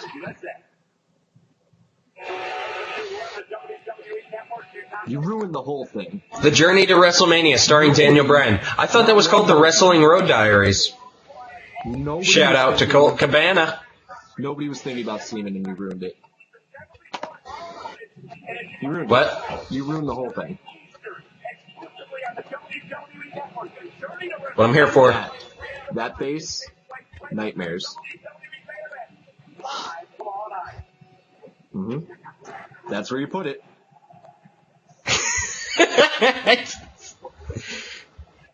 That's going to be an internet meme now. There's going to be a bunch of memes of just, cock goes here. It doesn't. I like vagina. It's too late. It's too late. Because you know what? I can edit that out. I can make a video of you saying, cock goes here, for like 20 minutes straight. It'll just be that over and over again. Now that's a t-shirt. My big old mug. You're going to have a bunch of internet fame for the exact reason you don't want internet fame. Yeah, until, like, I become super famous and I meet, like, the people from Rooster Teeth and, like, Jessica Negri. No way, dude. They're going to be like, oh, you're the cock goes here guy. You're the cock goes here guy. Hey, what's up, cock goes here? Dude, they have a shirt. They have a shirt at Rooster Teeth, www.roosterteeth.com. Go watch their videos. They're awesome. that literally says, "Does rocks float on lava?" Yeah, but do they have That's a video shirt. of themselves telling the world that cock goes here and pointing at their mouth? I don't think so. Probably. They've got a video of... Holy shit! Wade Barrett is back, and he's actually wrestling. This is awesome. I'm already so happy. I love Wade Barrett. Is his music different? Because it sounds cool. What? Is it new? Is his music new? Yeah, he's got new music. Because it sounds good. This is the Bad News Barrett music. It started on JBL and Cole's internet show. It's literally his gimmick now. It's Bad News Barrett. He would come out and he'd be on this 30-foot high podium, and he'd just be like, "Can I have some decorum?" And he'd just be like, "You're all so excited about WrestleMania, but I'm afraid I've got some bad news." And he'd tell them how they're gonna get fat and die or something. You'll probably, here you go. You get a sample of it.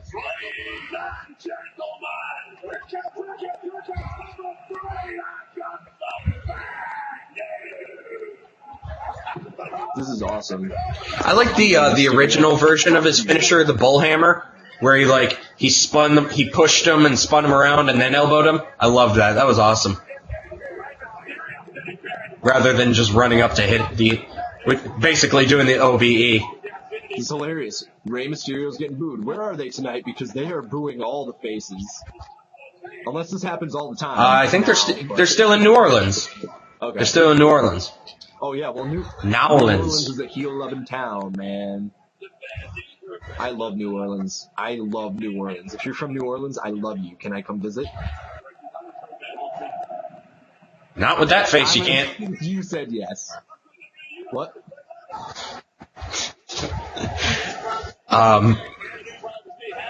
I haven't been to New Orleans yet, which is weird because my team is from there. Who dat? Let's go. But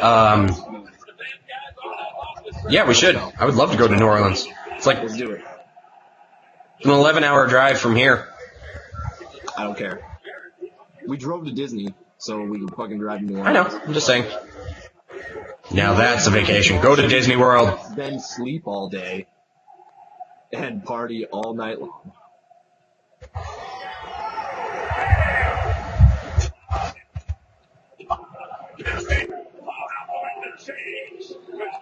To the guy in the front row dressed as Sting, or at least with the Sting makeup, who's showing no emotions whatsoever for the past hour and a half, starting to creep me out. It's Sting. I heard he was going to come back the night after WrestleMania. It's actually Sting. It's the real guy. Yeah, he's in the audience. He's just sitting there doing his Sting thing. Yeah, he's just fucking chilling.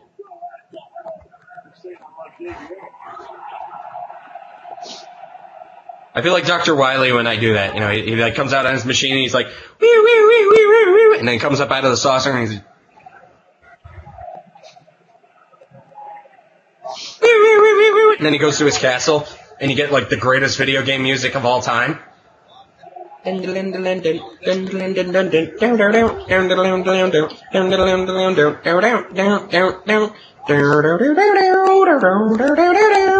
the best Mega Man appearance is in anything ever?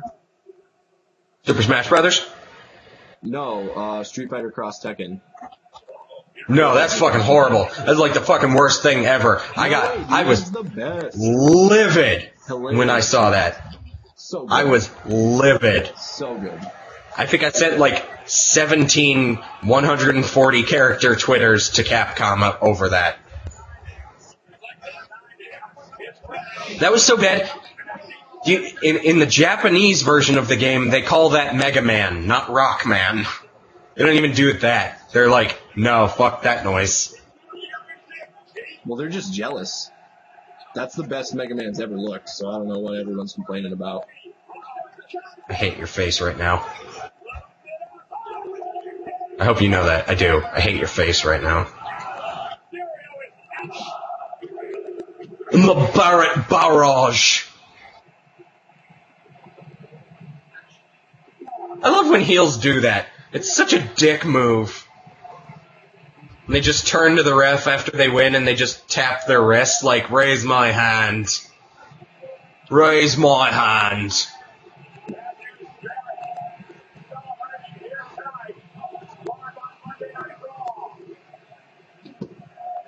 Yeah, this is a very pro-heel crowd. Those are often the best crowds. Sorry, I just got all worked up because I hate Michael Cole. But there's a picture of Dolph Ziggler, which is awesome. Yeah, Dolph Ziggler. From what I understand. He's not quite buried yet. He's getting there, though. Is he a champion? No. Then he's buried. I'm here at Southmark, Colorado. Hi, Tom. I'm here at Southmark, Colorado, where the last known sighting of Britney Spears was... I don't know what the rest of the line was. I don't even know if that was exactly the line, but... I remember when there was a time when people used to come over to my house all the time and we'd watch wrestling, South Park, whatever, you know, in the mid to early 20s of your years. And then as people grow up, it just stops happening. Sorry, kids, that's how it is. But I sent out a tweet to my friends where I said Southmark because they said it on an episode, specifically that Britney Spears episode. And I got a bunch of shit for it, like, you misspelled South Park, what's wrong with you, blah, blah, blah. I'm like, I did it on purpose, because it's from the show and it was really funny. They're like, no, you didn't. I'm like, dude, the M isn't even near the P. I'd have to be really, really fucked up to not do that, to misspell it that badly. In all fairness, that's entirely possible. Let's be real. Ooh. Look, all the superhero movies are going to be awesome. Let's just put it out there. Captain America is going to be the best. Nothing's going to be better than Captain America. I don't even care. That movie was amazing. But Amazing Spider-Man is going to be really good. Days of Future Past is going to be really good. And Guardians of the Galaxy, I have a feeling is going to be pretty good as well. All right. You heard it Nick. in MTV Jams. I want to call now. Don't steal Jeff's thing. That's Jeff's thing. We all said it. Your face said it. It's with your TJ's mouth. thing, actually. But I want to get it documented right now. Your prediction: does Gwen Stacy die in this movie?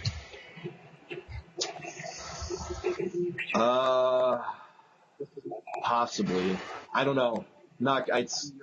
I can't say for sure. I don't know. She will. I have a feeling they're going to do the death of Gwen Stacy, but I don't know if it'll be this movie. It should be. It should be this movie, and then the third movie should be him dealing with it partially. I think I liked the Sam Raimi Spider-Man movies. Even 3, I enjoyed. I don't. I don't care what people say. I don't. They did some stuff wrong, obviously, with it, but there was parts that were enjoyable.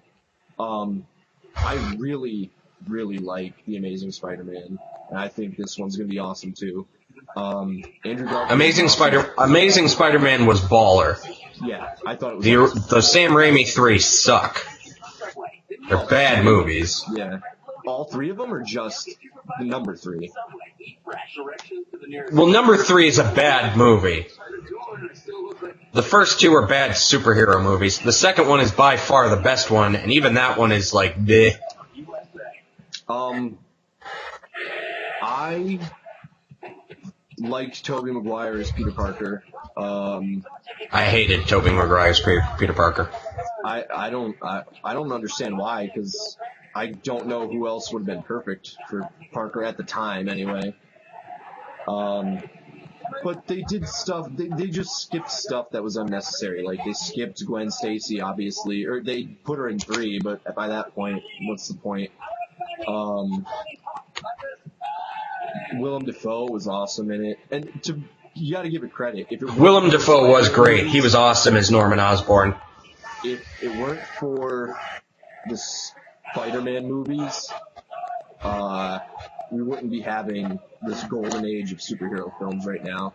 I think they're well done. I just The think biggest Amazing thing- Spider-Man is better. That's just it. I thought It definitely was is. better. Huh? Andrew Garfield's perfect. Pneumonia. Is great as well.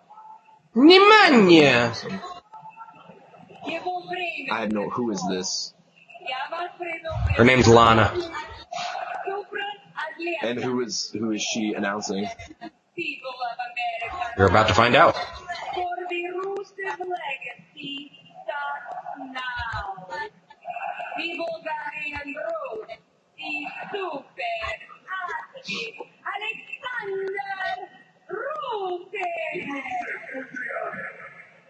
Speaking of good big guys, callback.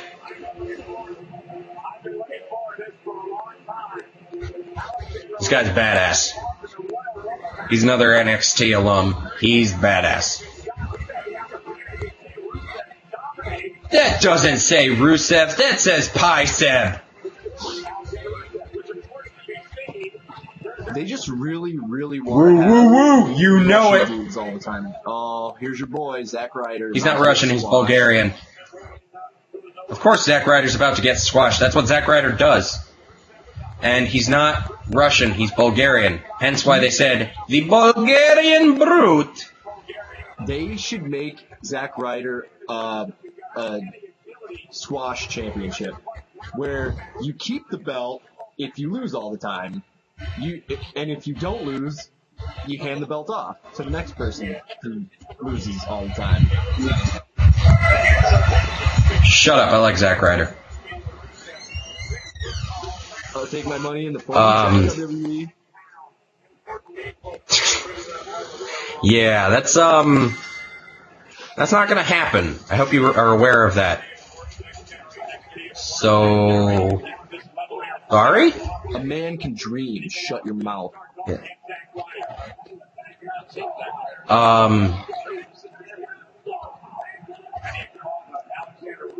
Yeah.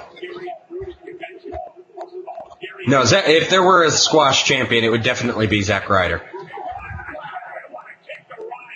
You're, not paying attention at all to this match. Nope. Why should I? Give me one. Because as I said, speaking of good big guys, Alexander Rusev is one of them. It doesn't matter though. It's a squash match. I don't care. Wake me up when he wrestles somebody worthwhile. I like Zack Ryder too. Don't get me wrong, but I was gonna say, this is he's wrestling somebody worthwhile right now. Oh really? Because it looks like Zack Ryder's face down on the mat doing nothing. Oh, is he gonna take this guy's finisher right now and be pinned? Probably. No. Oh, yep. Now he is.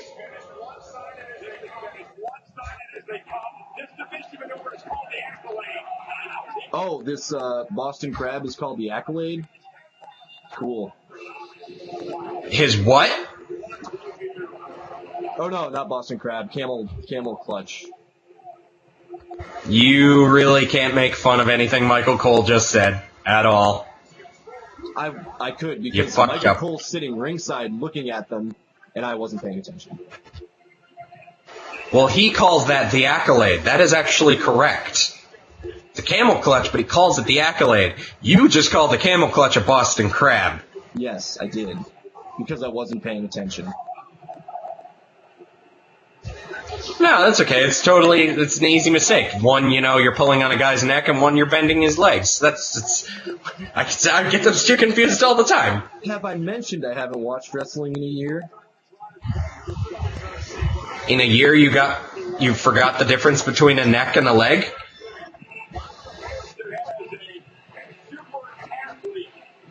Maybe. Yeah, that's right.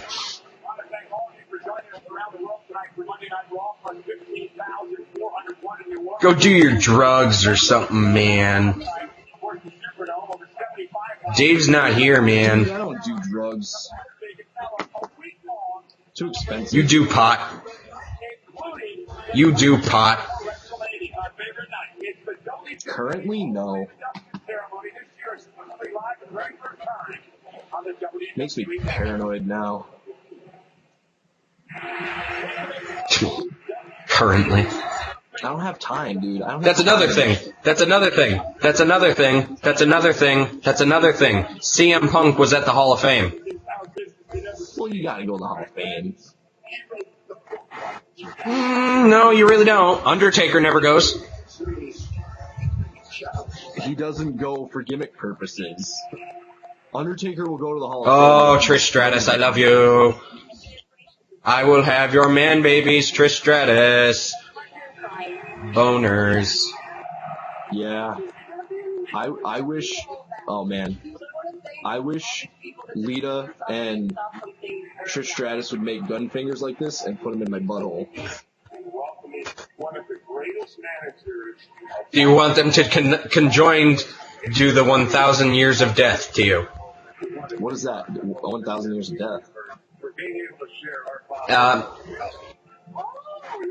In Naruto, one of the first ninjutsu you ever see is one of the characters does exactly that. He puts his hands together like that. I think he uses 2 fingers, not just the one. But he puts his hands together like that, and he jabs you in the butt. In a cartoon? In Naruto? Uh-huh. In the hole? Like in your butthole? And then later in the show, Naruto does a similar version where he takes a knife with a bomb attached to it and stabs a guy in the ass and does that move. Razor Ramon, one of my favorites as a child. Loved him. The bad guy. Survey says...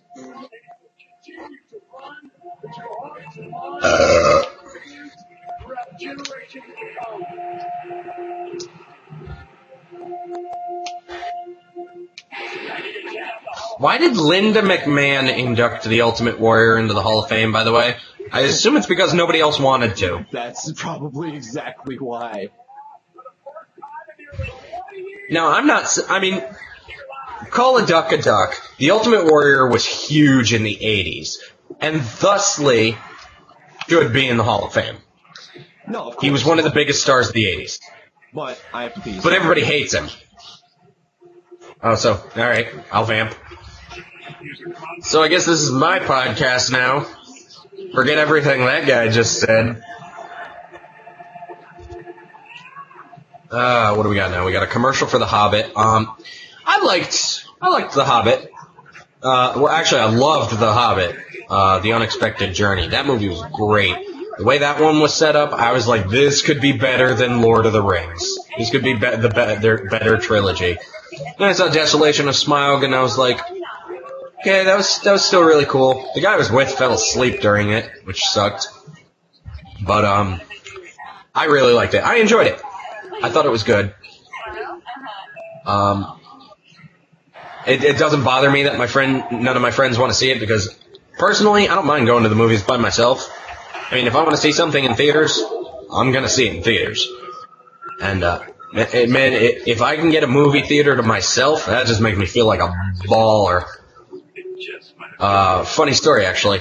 I went to see the Lord of the Rings trilogy. They were doing it as like a one-night event. They were doing all 3 Lord of the Rings movies, and I had the extended editions, no less. And I hadn't seen the Lord of the Rings movies in forever, and let alone the extended editions. And I've obviously never saw the extended editions in theaters. So I went to the theater, and there was nobody else in there. So I got my choice of the seats.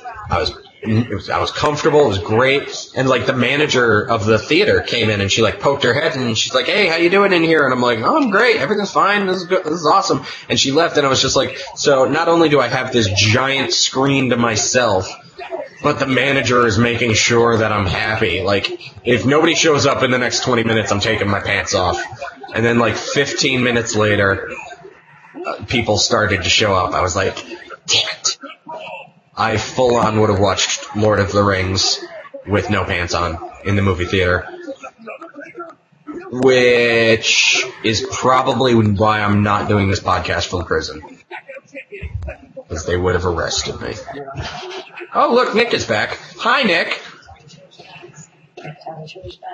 I was just telling them the story about how I was going to watch the Lord of the Rings trilogy in theaters with no pants on.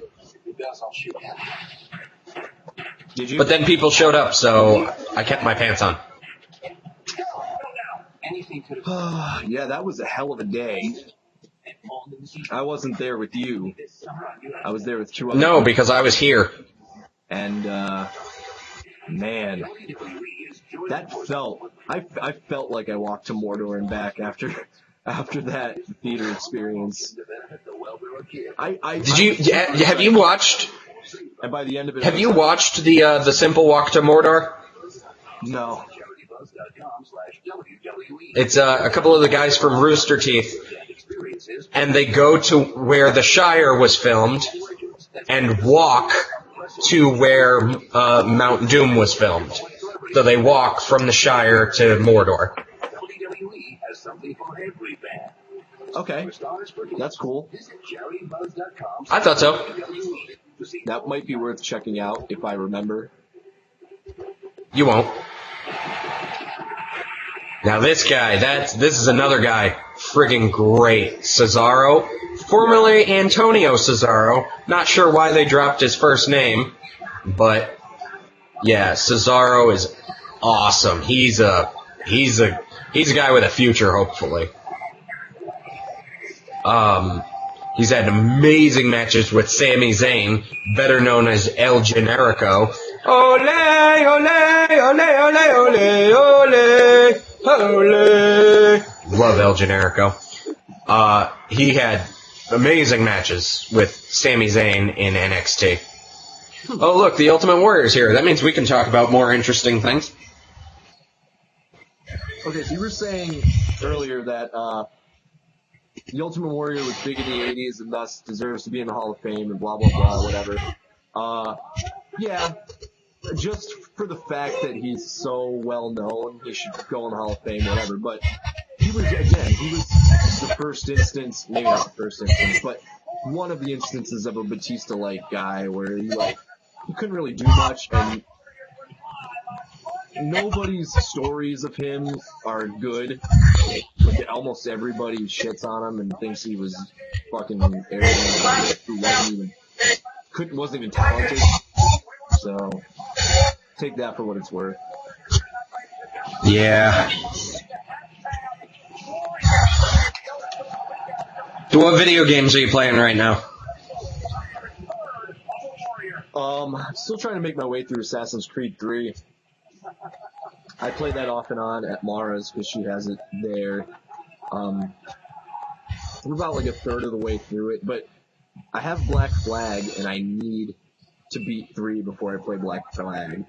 Even though I know that Black Flag takes place before 3, apparently, I just still feel like chronologically, as far as like releases, I need to beat 3 before I play 4. It's not really 4, but you know what I mean. Well, as far as Desmond goes, it takes place after 3, but you're playing as Connor's grandfather, so. But Desmond isn't even in 4, I heard. Or Black Flag. There's not even any. Unless you played it, I heard wrong. What? I said Desmond isn't even in Black Flag, from what I read. I don't know. I still have to play Revelations. Oh, Jesus. Revelations is one of the best ones. I love Revelations, because it takes place in Constantinople. There's some I like Brotherhood things in Revelations, but most of it I love. Alright, this is actually kind of funny.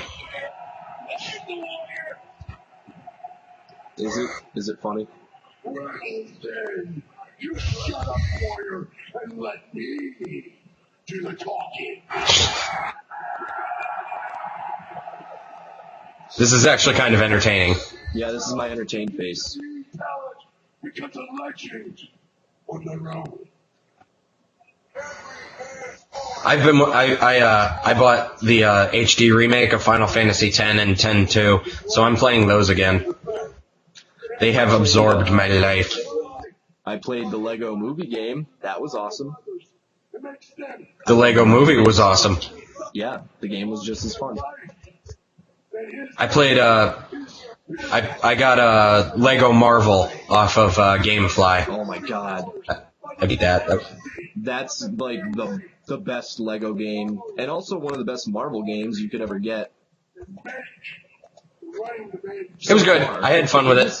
If they just made a Marvel game that was almost exactly the same as the Lego Marvel game, it would be awesome. True. Ultimate Alliance 3 should really be very similar to Lego Marvel. Why haven't they made an Ultimate Alliance 3? Huh? Why haven't they made an Ultimate Alliance 3? I don't know. I'm stumped. I don't know why. Those games sold well. I mean, there were the 3 X-Men Legends games, and then there were the 2 Ultimate Alliance games. I mean, they couldn't have sold poorly. I don't think they did. It's just one of those fucking things, you know?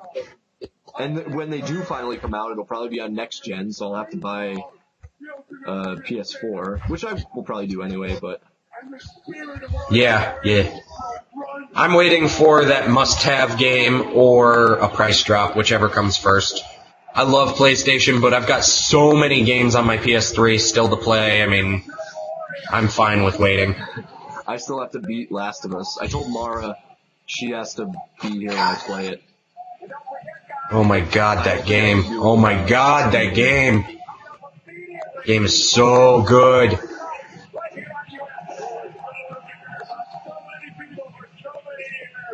Did you see? I think they made a teaser trailer for Uncharted 4. Like, they don't really even expressly say that it's Uncharted 4, but it's implied heavily in the trailer that it is. And it's Uncharted because I think they talk about Drake, or they mention Drake, but it's like just some guy's voice talking. Yeah. Yeah, I saw that. It will be hilarious if Triple H beats Daniel Bryan for the title tonight. If by hilarious you mean heartbreaking, oh, AJ Lee. Is she a face now, or there's this what's that? Is she a face or a heel now? Oh, she's still a heel. She's also engaged to CM Punk. Is she really? Yeah. That's awesome. Yeah, good for him. Awesome. It was funny when AJ became the Divas champion. I was like, no, this sucks. Like, I wanted her to be a manager, not a wrestler. Now that she's Divas champion, I never want her to not be Divas champion. I want her to be Divas champion forever. There was this video or a picture that kind of resurfaced or surfaced of like an 8-year-old AJ getting Lita's autograph. Oh, that's cool. And yeah, apparently like it was this big story about how AJ met Lita. This is funny. Well, it's kind of cool. AJ met Lita and said, like, one day I'm gonna be women's champion too, and like told Lita how like she wanted to be just like her, and now she's gonna marry the person that Lita used to have sex with. How old is AJ? What's that? How old is AJ? 22, 23, I think. Oh, okay. But she, apparently there was a drawing that circulated the locker room that made its way to the internet, and it was like a drawing of that picture of AJ meeting Lita. And it had little speech bubbles that said, you know, one day I want to be just like you. And then in the next panel, it's her on top of Punk in bed, and she's saying, call me Lita. That's bad. It's hysterical. Are you kidding me? It's hysterical. By the way, after WrestleMania on the WWE Network, which, by the way, if you're watching this podcast, you should be a subscriber to the WWE Network. If you're not, you're missing a huge opportunity. It's phenomenal. I had zero trouble streaming WrestleMania. It didn't even lag or skip once. So, take that for what it's worth. But right after WrestleMania, the next scheduled show was Countdown, and they did the top 10 worst gimmicks of all time. Okay. And I feel like I think they did a very good job. They had like Glacier from WCW. I loved Glacier in WCW. Maybe I loved him in the video game. He was awesome in World Tour for the N64. That's how old we are. Great games. Yeah. Hey, WWE. Games ever. Nothing will ever beat those. WWE, you want to make $1 million? WWE, you want to make $1 million? Re-release WCW, NWO, WWE 2000, and No Mercy. Boom. $1 million right there. Just make those exact games with new people. The same exact playstyle. Oh my god. No. You release those games, $1 million. Then you release new characters in batches of DLC, boom, there's another $1 million. Yeah, not like games that are similar or goofy, like what was that one that came out, like the WrestleMania Legends or whatever, is that what it was? Oh, WWE All-Stars. They're All-Stars. That game was fun. Maybe the same like character models, but it's the gameplay. The gameplay is important. Yeah. If you release a game that plays exactly like those games, every single person will play it.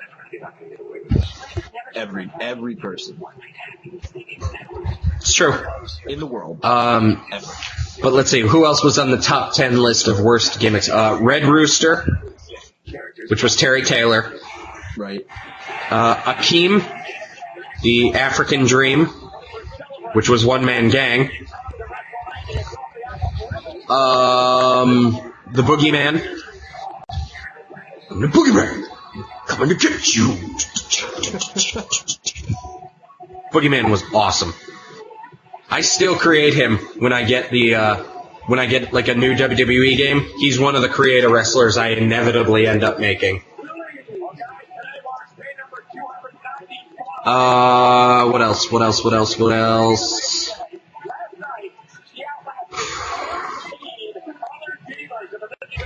I can't remember the other ones off the top of my head right now.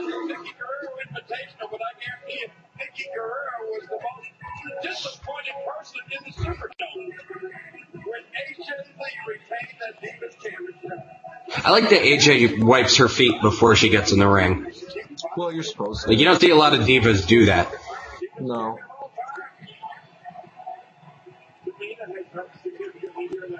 I like AJ's music, too. It's light it up. It's catchy. What? It's catchy. Yes. For 295 days, I have been... What if she keeps the Divas Championship the exact same amount of days that Punk kept the WWE title? That would be not surprising.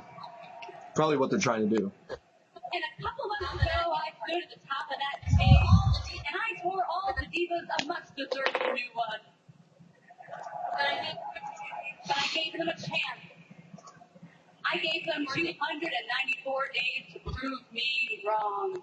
Is it bad that we've literally talked over almost everything, except now that AJ's on TV, we're not? I'm the hero of this story. No, because AJ's hot. Yeah, but you can still look at her without listening to her. Don't be sexist. I think she's great all around, so. Me versus the world. She is. She's a great talker. She's a very good wrestler. And she's phenomenal on the microphone. Just like I've been overcoming the odds my entire life. I have gone from being a poor girl in New Jersey to being the best diva in the world. Who's this chick with her? That's Tamina Snuka. Really? Yeah. Why? Because she looks way better than she used to. All right. Well, I was gonna hold it for the last hour, but since you did, I'm gonna go too. Go ahead. So, vamp. I don't know what vamp means, but hey, Means just talk while I go do some. Never mind. I'm not going anywhere. That's fucking Paige. Yes. Oh my god! I literally thought she'd never come to Raw. Holy shit. That's fucking Paige! Oh my god, this is literally the best thing ever. This is the girl I was telling you about, the chick. This is the chick from NXT who, like, she is more popular than half the male wrestlers there. Like, at any given time, there are more signs for her than anybody else in NXT. This is awesome. So happy right now.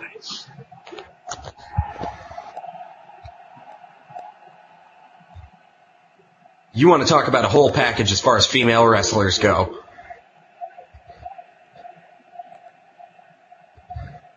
they're chanting for her.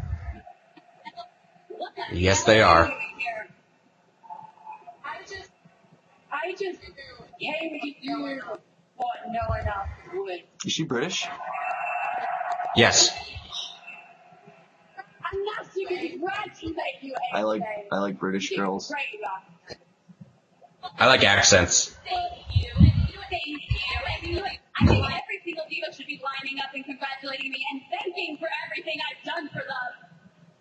But as much as I appreciate it, I don't need your congratulations. So why don't you go running back to NXT because the champion does not like being interrupted.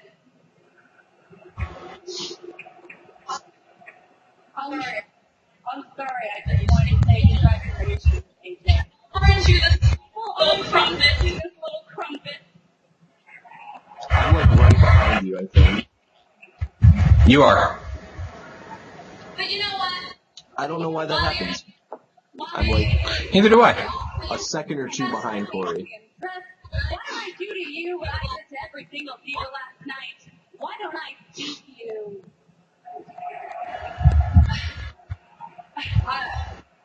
I'm not ready. I'm not ready yet. No, you're not. Okay, yeah. I think you are. Are you ready now?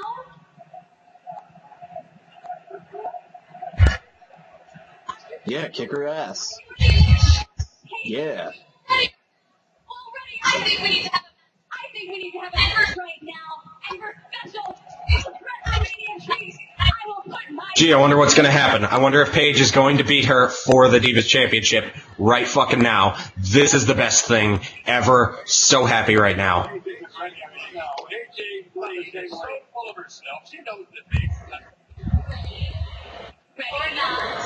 Or not. This is my house. I'll tell you when you're ready.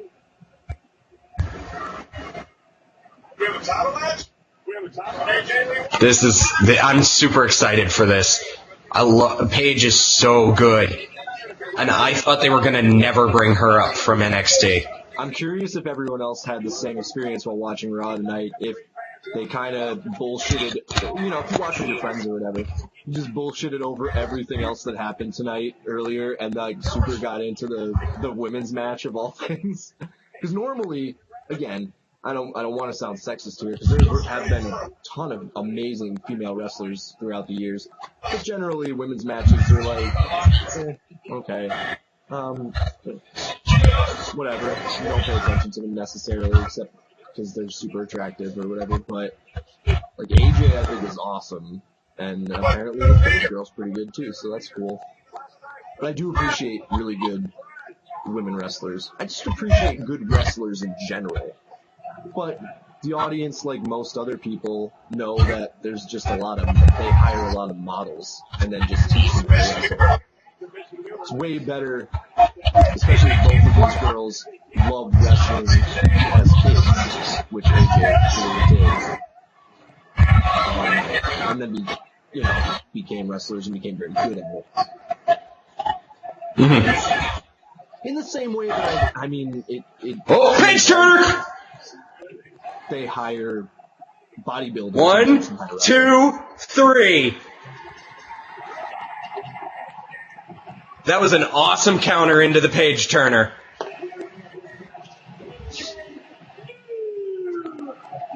Wow. Okay, that's how awesome she is. Her first time ever on Raw. Boom, Divas Champion immediately. You know who else won a belt their first time ever on television? Carlito and Santino. Yeah. He won the Intercontinental. Yeah, Santino. True. Oh my God. That's so. Is Carlito at the Hall of Fame? He was there, yeah. He helped induct his father. I thought, I was thinking about it. I was like, oh, it would be so awesome if Carlito was there, but they'll just get Primo to do it. They were both there. Look at this counter. This was awesome. And then, boom, Page Turner. That was a really good counter.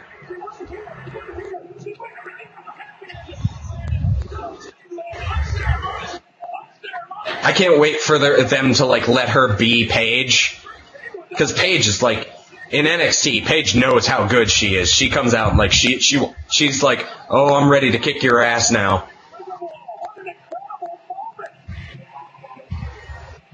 Oh, man, that's awesome. That is so awesome. And I like how that segment started with me saying, oh, what if she keeps it as long as... Nope, she just lost it. That was awesome. It's moments like those that do make wrestling good. Oh, absolutely. That's why we watch. I was ready to get up and walk away for a minute, and then it's just nope, sticking around. Okay, well, go now. Hurry up. Yeah. All right, vamp.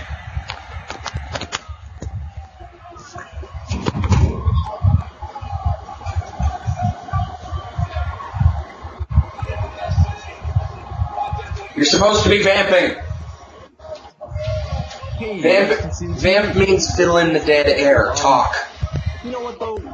I'll try to figure out a way that we can get the camera on the TV as well. Maybe. We'll see. Especially for the cartoon episodes, too.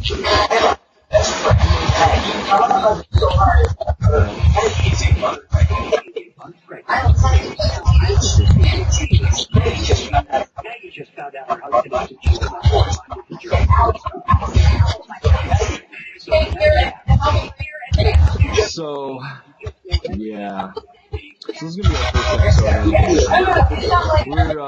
We're just going to be figuring out the kinks as we go. Hopefully you guys enjoy it. I mean, this is a long one. We don't be doing things this long all the time. It's the night after WrestleMania, so we figured it's a special one or whatever. I wasn't going to watch WrestleMania, so we couldn't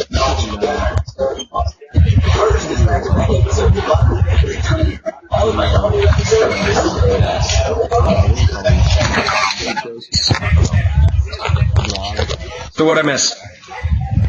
commercials.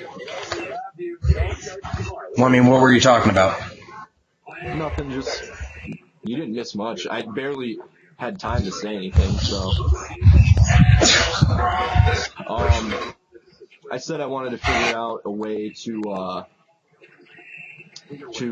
have a shot at the show as well, but. Well, I think to release that, you would have to get, WWE's permission. Yeah, it's only on a little portion of the screen, but I don't know. We'll see. Yeah, I don't know how that works. Maybe not, because we don't make any money off this. I'm not sure. I don't know how this works. If you know how this works, fill it out in the comments below. Yeah, let us know.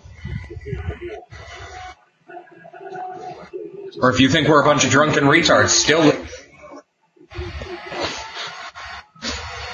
Or if you think if you think this guy's an idiot, just comments below. Fucking do it. Comments. We need them. Do it. All the comments ever. Do it. Alright, this just got creepy. I don't eat them all the time. That was a little weird, but I'm not sorry. You're on my fucking shit. Giant Coors Light can. Jack Daniels chicken and shrimp skewers, or a half rack of JD ribs. Now on Friday's Pick 2 for $10. Your choice with an appetizer, just $10. You, Jack. So Nick, tell us about the action figures behind you. Oh, there's toys.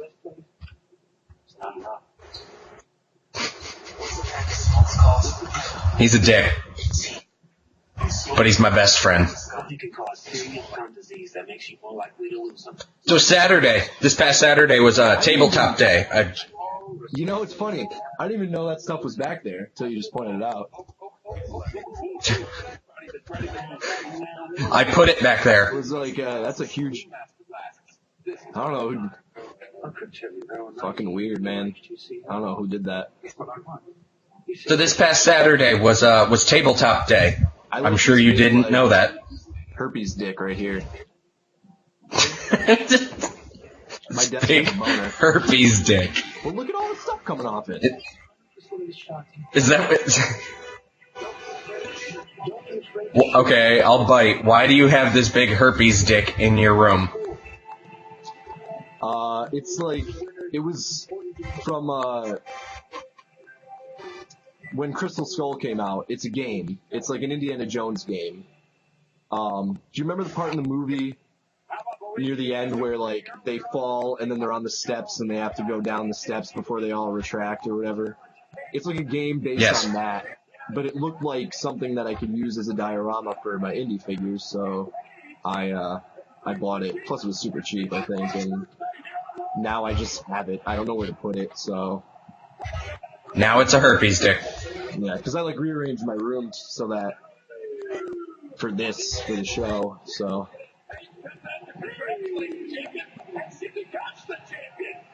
And that just happened to be there. I didn't know it was going to be in the camera shot.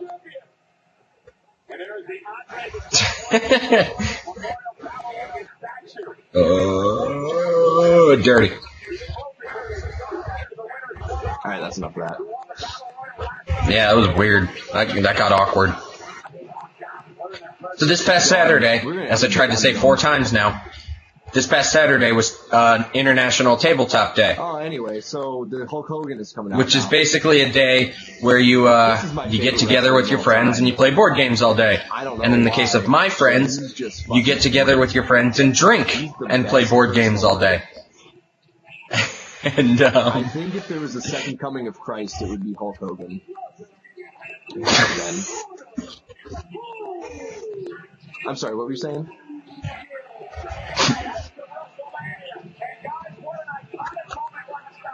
my friend, ladies and gentlemen, he's a dick.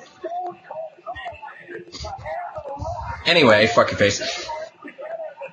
Got this, I got this new game. Hogan and The Rock were all together at WrestleMania, right? Do you think Hulk Hogan's hair Yes. is just attached Yes, to they the were. at this point? Maybe he is. Maybe he is. That doesn't even answer the question. Yeah, there's that. I said it. Yes. He's attached to it. No, the hair is attached Forever. to it. Yeah. Oh, yes. Yes, I do.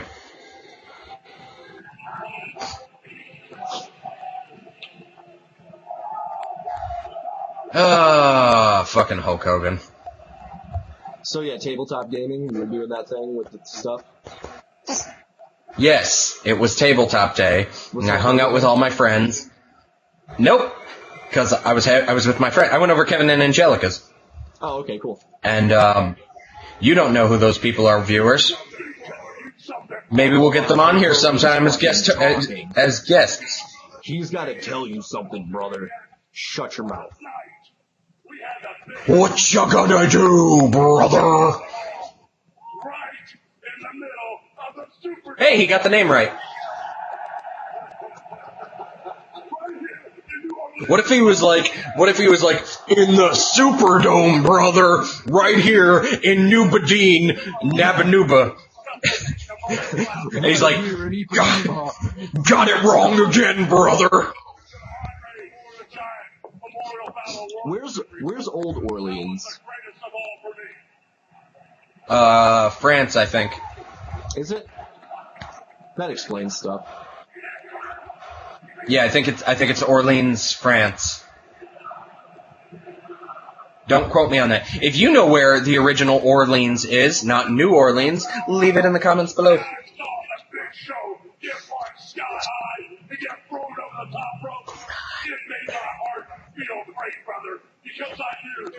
I will not stop making this face until you like our video. Alright, I'm going to assume you liked it now. I hope we get 300. Do you really think that people are still watching after 2 hours? What? What's that? I said I hope we get 275,000 thumbs downs. We will. I don't know. Do you think people are still watching after 2 hours, like, of this nonsense? Man, I don't know. But I watch a lot of nonsense for 2 hours on YouTube, so I would hope. That's a good point. That's a very good point. I mean, we're not famous or anything, but someday we might be, so you might as well learn about us while we're here. Yet. I said someday. I'm pretty sure Cesaro is going to be leaving the Real Americans, which is good because he's not American. And, oh my god, best tweet I've ever read. It said, time for Cesaro to be in the main event, and time for Jack Swagger to be on main event. I hate Jack Swagger. I hate him. He's boring. He's lame.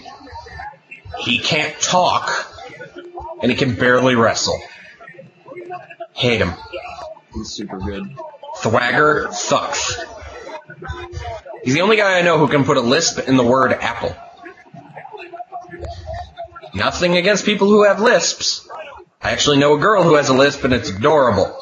But Swagger is annoying. He sucks. If you have been watching this whole video, then you already know that I put annotations and comments throughout this whole video. So that's what I've been doing when I'm writing stuff down. There are points in this video that I'm going to write comments. And that's probably half the reason to watch this video. Because they're going to be funny. Funny.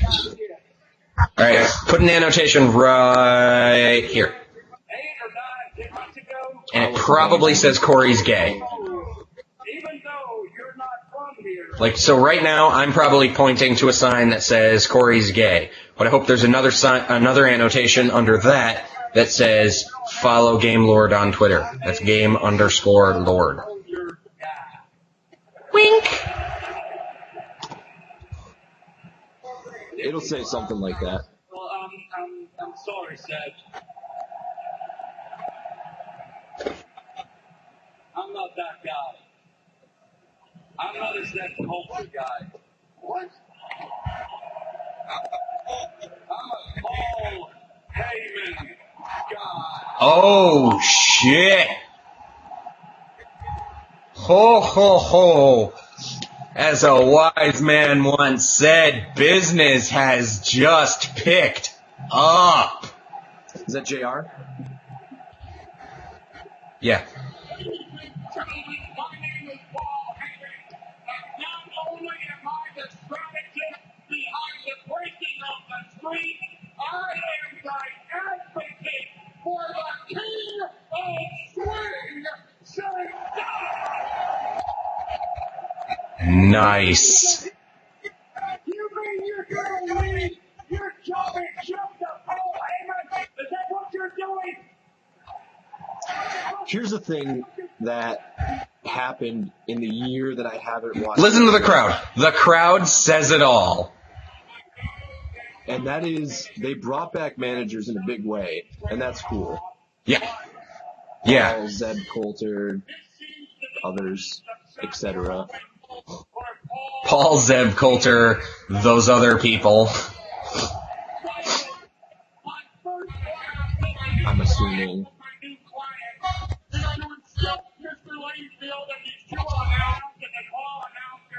And exactly how I would like them to discuss about a king of swing.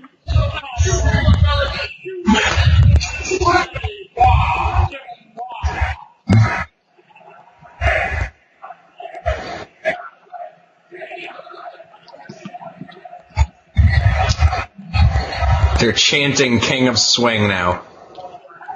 Oh my god, this is going to be great, because he's going to feud with Thwagger, and he's going to beat the ever-loving dick out of him. It's going to be awesome. Where did Hogan go? Who cares? And I don't mean that in any disrespectful way, but who cares? I don't know how that could be anything but disrespectful. Good. Which is fine by me, because, yeah, I was like all of a sudden, wait, Hulk Hogan's not even there. He's not. It's true. And the segment got better.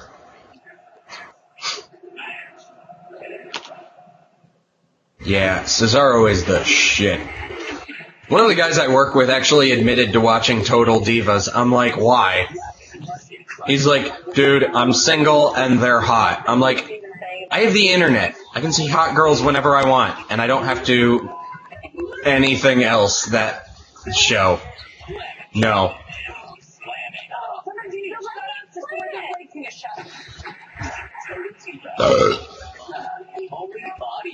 So can we take a moment to appreciate the fact that Paige is the new WWE Divas champion? Sure, I'm super pumped about it. You need to watch NXT. Hello, fans. But it's frustrating when things don't listen. 5 years. Holy shit. So basically, It's just a commercial. It's a commercial with Gary Busey.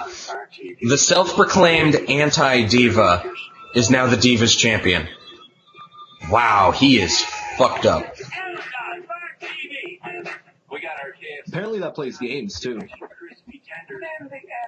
What? That Amazon box plays games. It's what? It plays games. Oh. I thought you were saying like Gary Busey hates gays.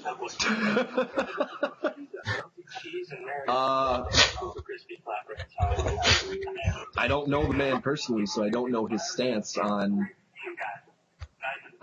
gay people. I don't hate gay people. I like Gary Busey. No, not at all. He doesn't hate gay people either.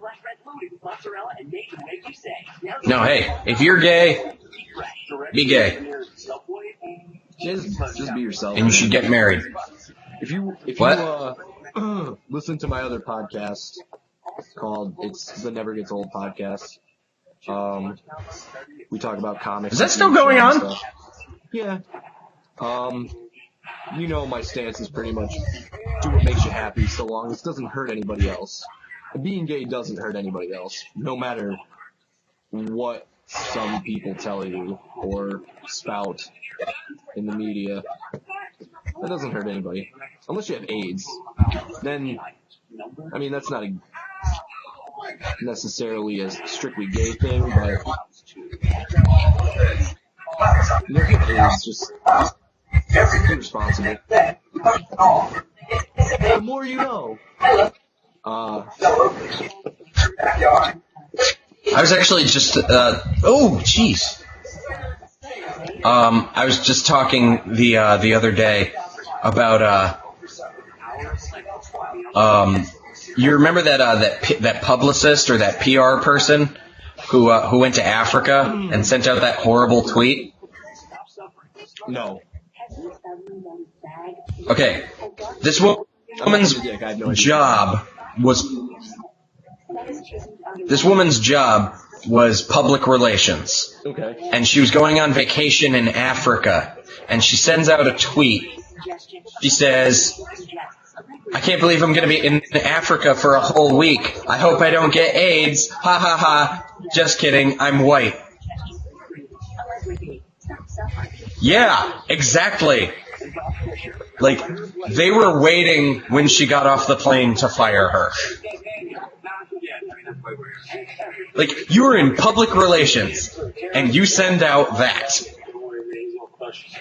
Oops! And that's why I'm not going to name where I work. That's just idiocy. That's not even oops. What does it even mean? Like, haha, just kidding, I'm white. What does that mean? It's ignorance, man. Like, she obviously had no idea what she's talking about. There's white people in Africa, from Africa. It's just like this. And there are white people can get AIDS too, by the way. Yeah. We can't get sickle cell anemia, but we can get AIDS. I think you can. It's just more common in black people for whatever reason. Is that the case? I thought we learned in school. Then again, what? I don't know. No idea. I'm not gonna lie. I don't know on this one. Hey, if you guys know, leave a comment. Like, comment, and subscribe. Leave a comment on if white people can get sickle cell anemia. Yikes. By the way, this conversation, not racist. I just want to put that out there. I don't think it was. Not racist to talk about people. I don't think we needed to clear that up. It wasn't. Well, it was mostly because, you know, some people, like, they'll talk about stuff. It's like when people talk about black people. What? It's like when people talk about black people. You know, they do that whisper when they say black. It's like, it's okay. You can say that. They know they're black.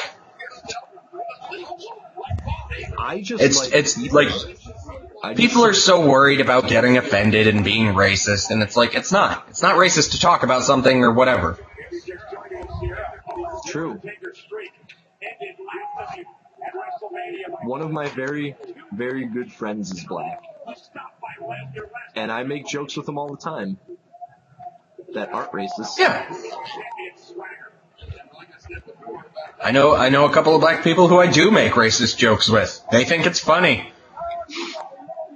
Somebody. Now, I'm not saying, like, you could just do that, but I mean, people need to stop being so offended by everything.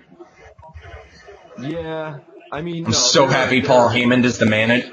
I mean, it's a fine line, though. There's a fine line. Oh, no, it absolutely is. There are bigots out there who will take it to be like, don't be offended that I hate, insert derogatory term. There's a difference. True. Overall, I hope we're overcoming it, but who knows? I think we absolutely are. You know what's confusing to me nowadays? Do you remember, like, during Halloween and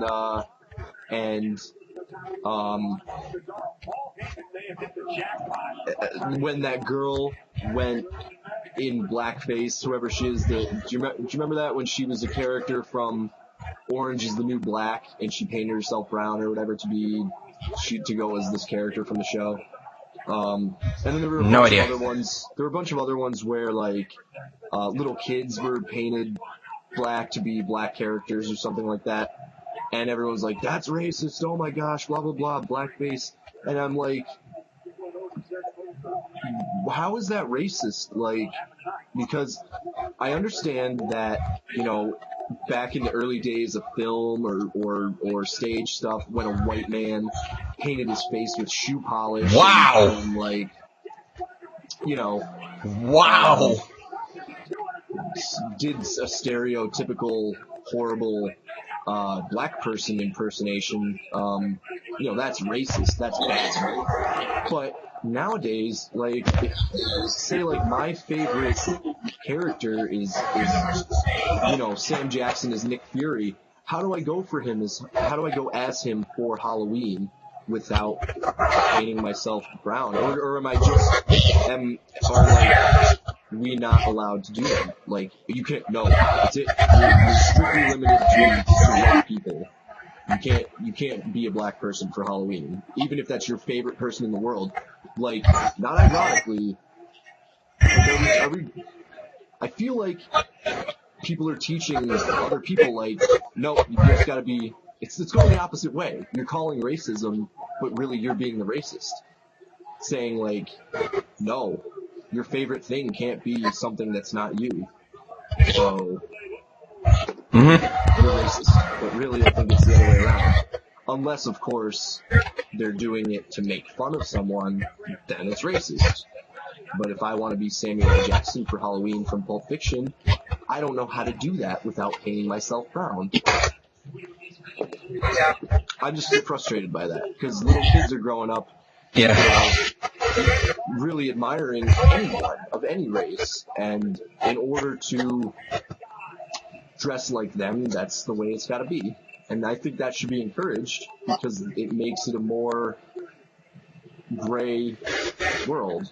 Like, that kind of shows that nothing's based on, you know,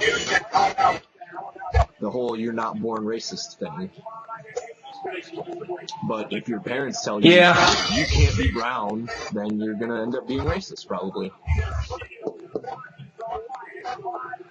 That's just I mean, like you said, it's a fine line, but I mean, like, it's all in the. It's all in your, like, interpretation of it. Like, I mean, you would be doing it, like, you want to be, like, you love Samuel L. Jackson, and you love his portrayal of Nick Fury. And you want to show that love by dressing up as him. And that's fine. I don't think there is a single thing wrong with that. And anybody who says it's racist is just fucking stupid. It's as simple as that. You're stupid. How, like, they're like, that's racist. How is that racist? Because I said it is. Yeah. I mean, not. That's it's as simple as that. It's just not. If my intent was to dress like Sam Jackson and make fun of him, then it would be racist. But yeah, like, I mean, if you were, like, dressed as something I'm gonna do, because I already know people would just would not be cool like, about if it. you were dressed as, I mean, if you dressed as Samuel L. Jackson, as Nick Fury, and you're like, I love his portrayal, and I wanted to, I thought, I can do this costume, this is awesome.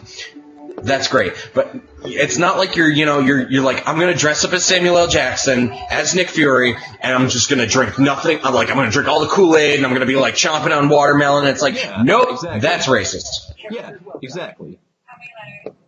And I love Kool-Aid, and fried chicken, and grape soda, and orange soda.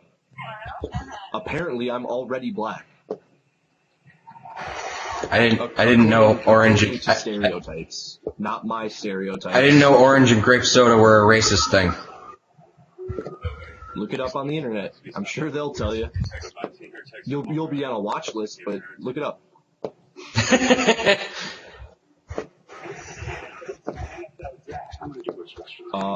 So yeah, all right. It's confusing to me, but whatever. Hypothetical question time. Hypothetical question time. To me or to the people who aren't watching anymore? To you. For the people who aren't watching anymore. And if you are still watching this video, thank you. But what are you doing with your life?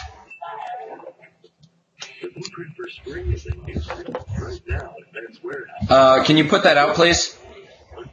No, I like to smoke when I drink. I knew you'd pick it. I knew you'd get that. One of the greatest line in movies ever. Okay, hypothetical question. Would you rather have your entire Google search history become public? Everything you have ever looked up on Google become public? Or have everybody in the world believe that you had sex with a goat?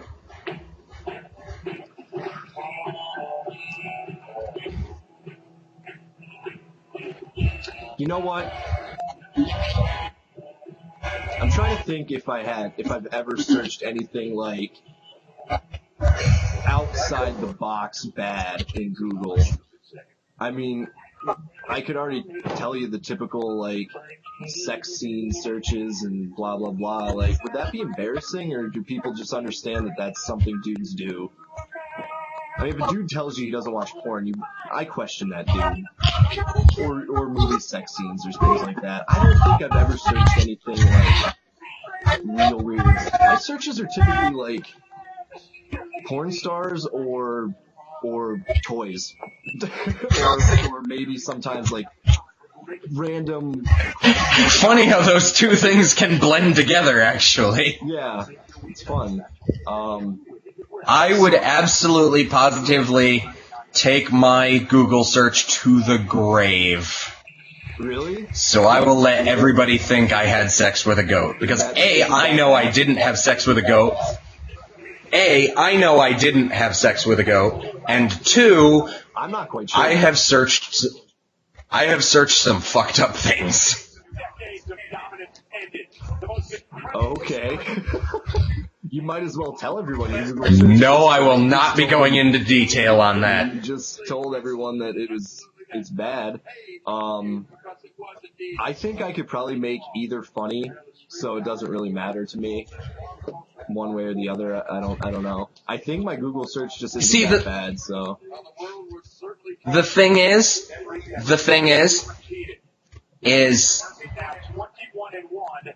my Google searches taken out of context, like, why were you Google searching that? Can you could be an bad. Example, like something that's not quite so bad.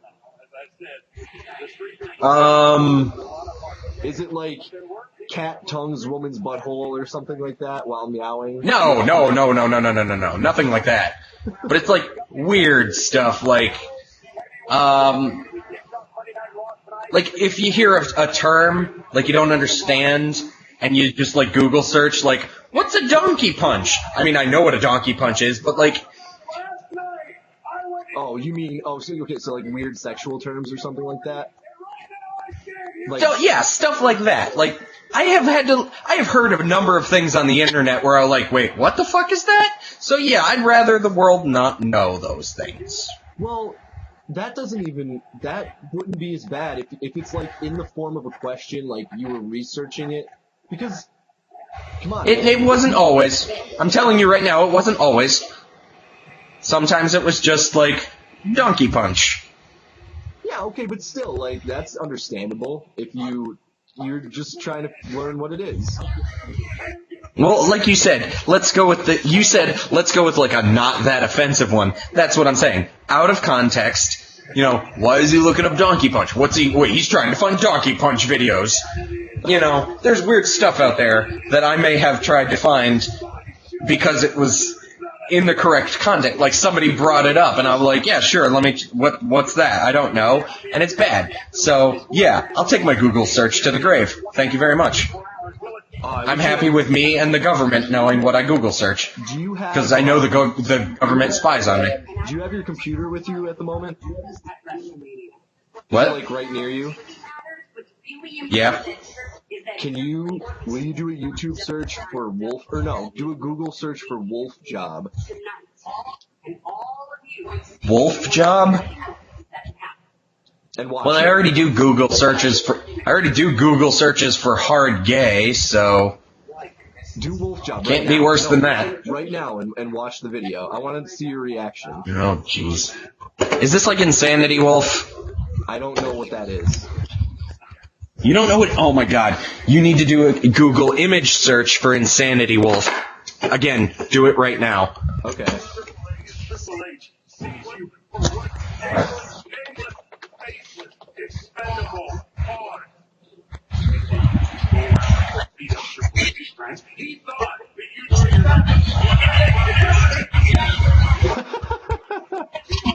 No, I mean, this is really funny.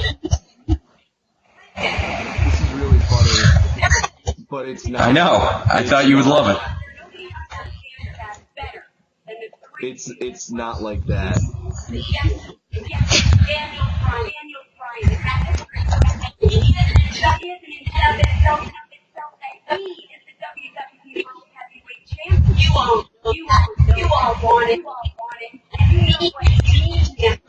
The Meteors? Nick. Hold on.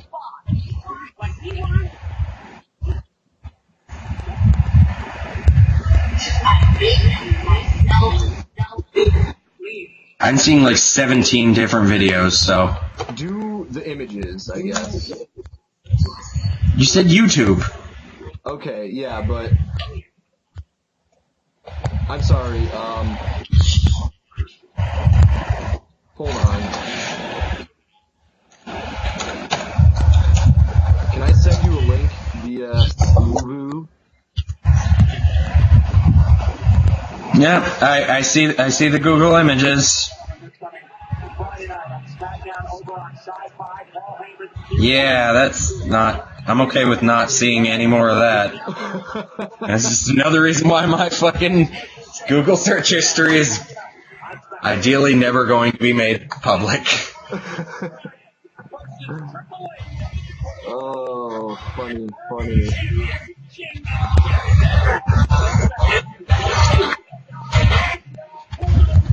Did you see the, you know what? I want to see this Oculus movie almost exclusively because of Karen Gillan. Actually, I want to see the Oculus movie exclusively because of Karen Gillan.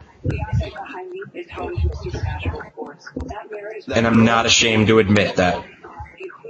Yeah, she was the 11th Doctor's first companion, and she's also a hot Scottish redhead. So I love her. She's apparently on at midnight tonight or this week. Oh, nice.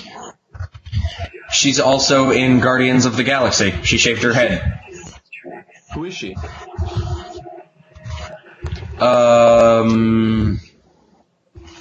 Alright, who's the green one? The green one is Gamora, right? Yes. Alright, so she is, I can't think of her name. I'd have to look it up. Look it up on IMDb. It's Karen Gillan.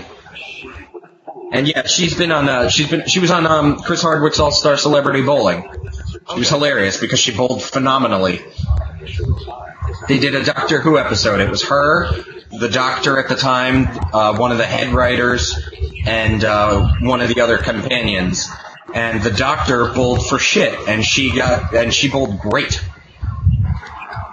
I want to get a Doctor Who bowling ball. I'm gonna buy a custom bowling ball, and I'm gonna Doctor Who theme it. It's gonna be like $200. Oh wow, that's expensive. Well, I'm custom designing it, so You should join a league. I haven't been able to find a. Huh? You should join a league. I was thinking about it. I want to get a little better. I mean, my average is still about 110, 120. I want to get a little better before I join a league. My average has been going up. It's 164 now.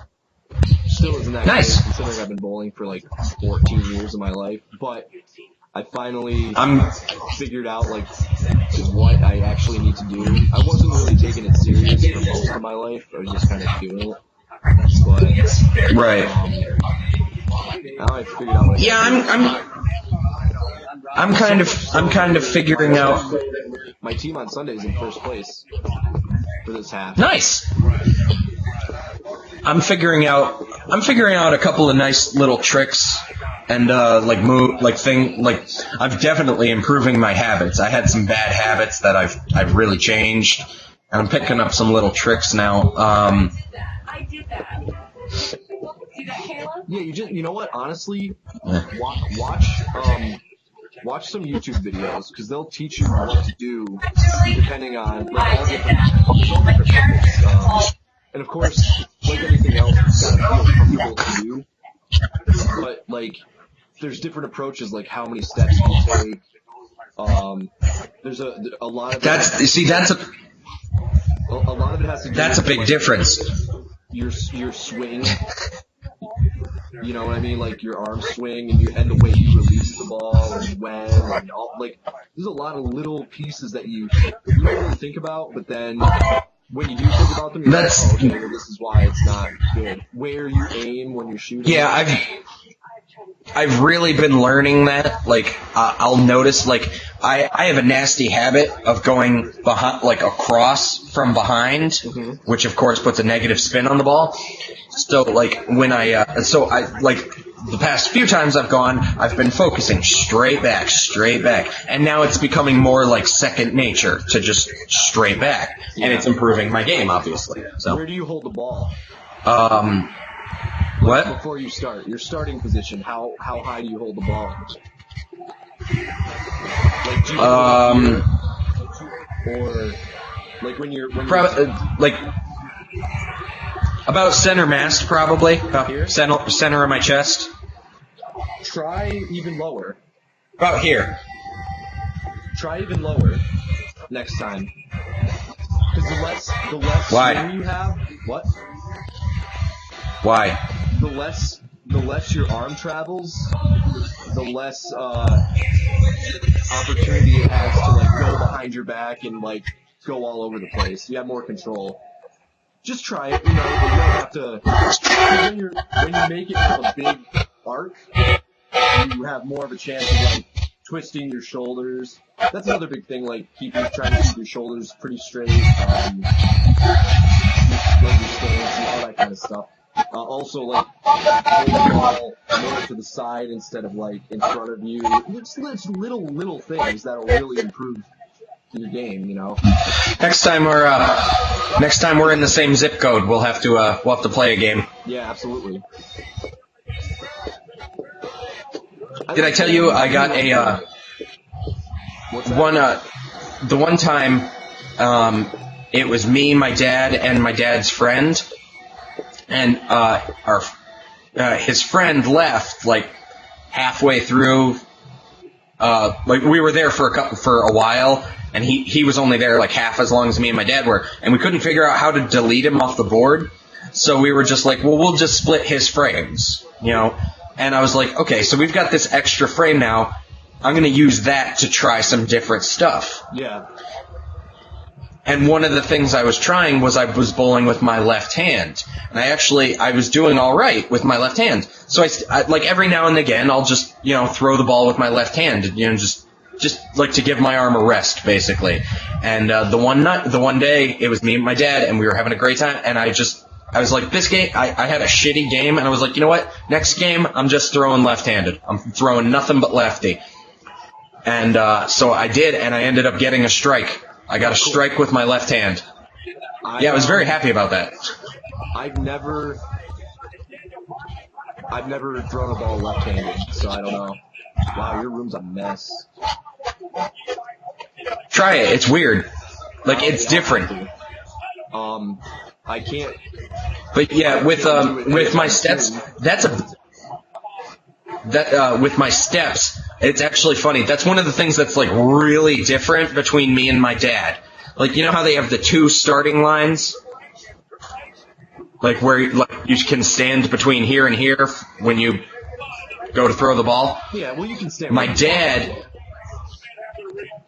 True, but I mean, you know, like ideally you're standing between here and here, basically. Right. My dad, he stands like in front of the first line, and I stand right at that second line. Yeah. I take 3 steps. 1, 2, 3, release. My dad, he's sitting like way back behind the first line, and he takes a bunch of little tiny steps and then releases. He like Fred Flintstones it.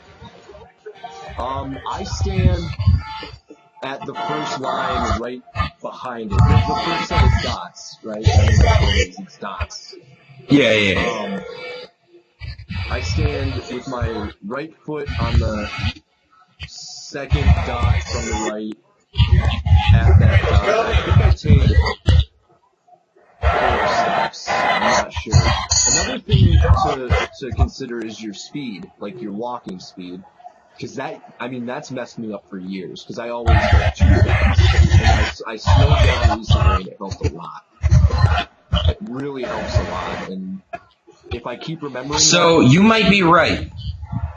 like I'm watching all this happening, and I'm like, Triple H might beat Daniel Bryan for the title. Is he just, yeah, he's gonna... Like, Triple H might just take it from him. It's already after 11 o'clock, though. I don't know what's going on here. Unless he's gonna come out and just hit him right there. He might just come out and, like, pedigree him and win. I thought this is basically what was going to happen with Brock Lesnar. Yeah, I think it's going to be Triple H. Triple H is going to walk out and just pin him and just take the title. And that's going to be horrible. Unless someone comes out to save Daniel Bryan, like Sting.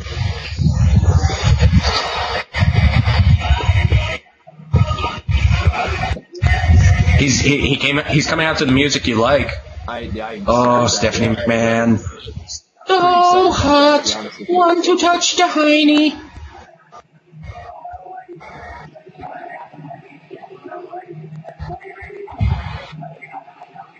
Hunter looks like he thinned out a bunch. He probably did. I mean, he's still a massive individual, but...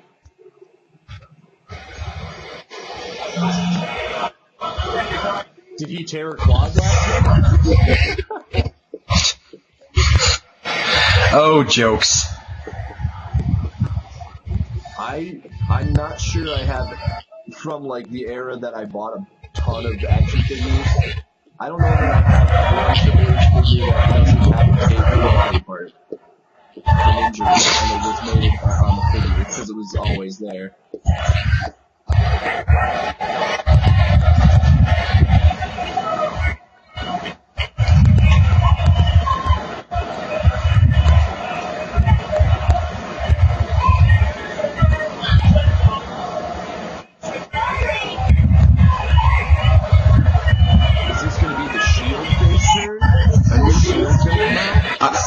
Bryan? Actually, they might. The Shield, like leading up to WrestleMania, the Shield were acting as faces because they were facing Kane and the Outlaws, and with the exchange they just had, I think the Shield will. They might. That's the only way I can think of to save this, is the Shield will come out and beat Triple H up. Yep, there's the Shield. The Shield is officially going face. This is awesome. I'm so okay with this. I love the Shield. They all have masks on. I don't know why they have masks made this on. entire show me calling what would happen. That's what I should have done. Oh, shut up. After having not watched for a year, just seeing if I could call what happened, or what would happen, play by play.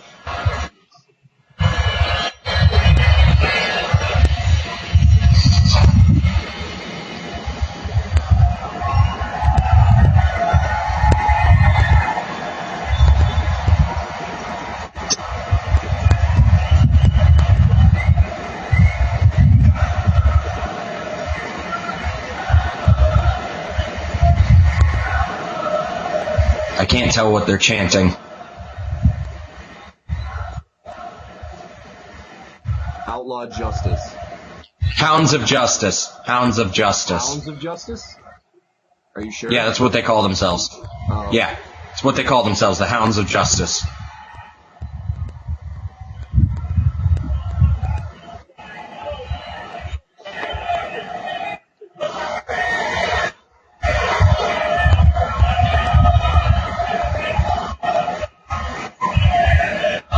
This is awesome. You are correct, fans.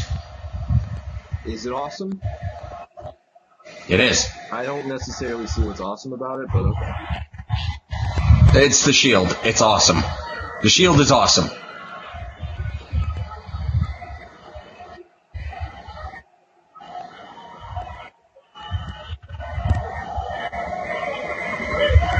Someone sent out a tweet last night.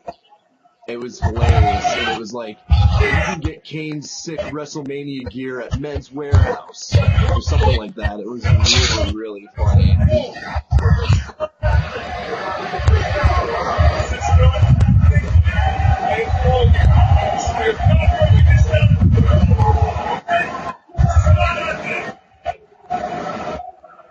Is this the new evolution? Kane took Ric Flair's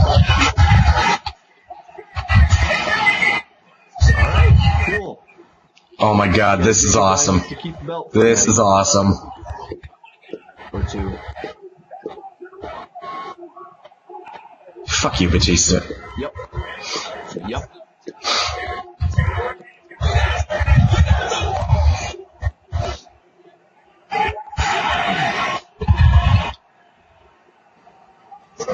Samoan Brad Pitt takes out Kane. You know what? When this all started, I just didn't care for Roman Reigns. He was the only one I didn't like. He grew on me real quick. He's good, man. There's not a bad member of the Shield. They're all awesome. I don't doubt it. And, huh? I said I don't doubt it. Oh, yeah. Like, at first I was just like, okay, he's gonna be the big guy, he's gonna be famous because of The Rock, or he's related to The Rock, and then, no, he's legit, he's good. That doesn't guarantee you fame.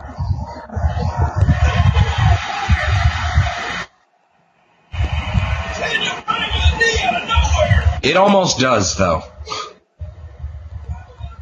Really, how many of The Rock's relatives have been world champion?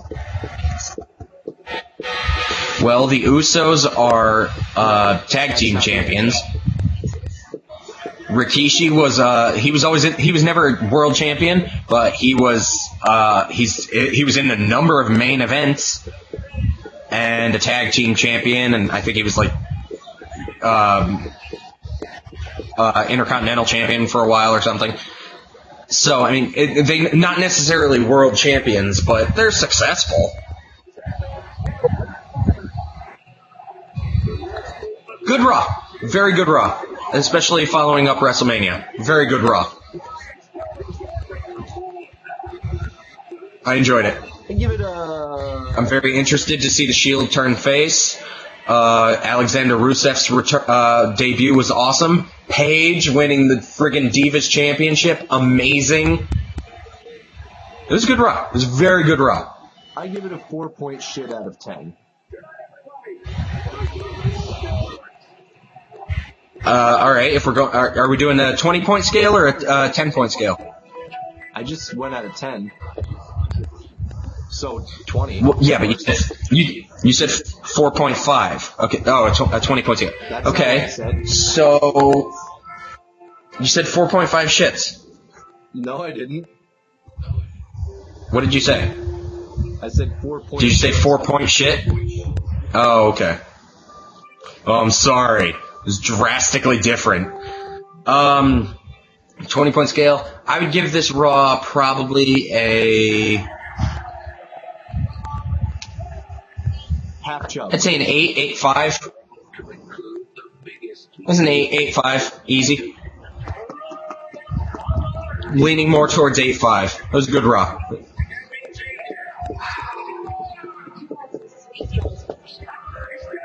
Well, so anyway, this was the opening contest. If you liked it, if you hated it, if you haven't answered one of the number of stupid questions that we posed to you, or if you if you actually stuck through this whole thing, leave a comment below. We'd love to hear from you. If you're watched to the end of this video, I want you to type supercalifragilisticexpialidocious. That's the only way we'll know that you watched the entire video. Comment supercalifragilisticexpialidocious. We'll know. Or they could have just watched that part. Don't be a trickster. They could have just watched the ending. Don't be a trickster. We're trusting you, Internet. I am. That's Don't let us down. That's a big move. Don't let us down, Internet. Alright, everybody. We'll see you on the shorter episodes sometime soon. Bye. Watch Bogus features. Like, subscribe, share. Bye. Bye. Bogus features. Bye. Are we done? God, what a bunch of assholes those people were. What? I thought...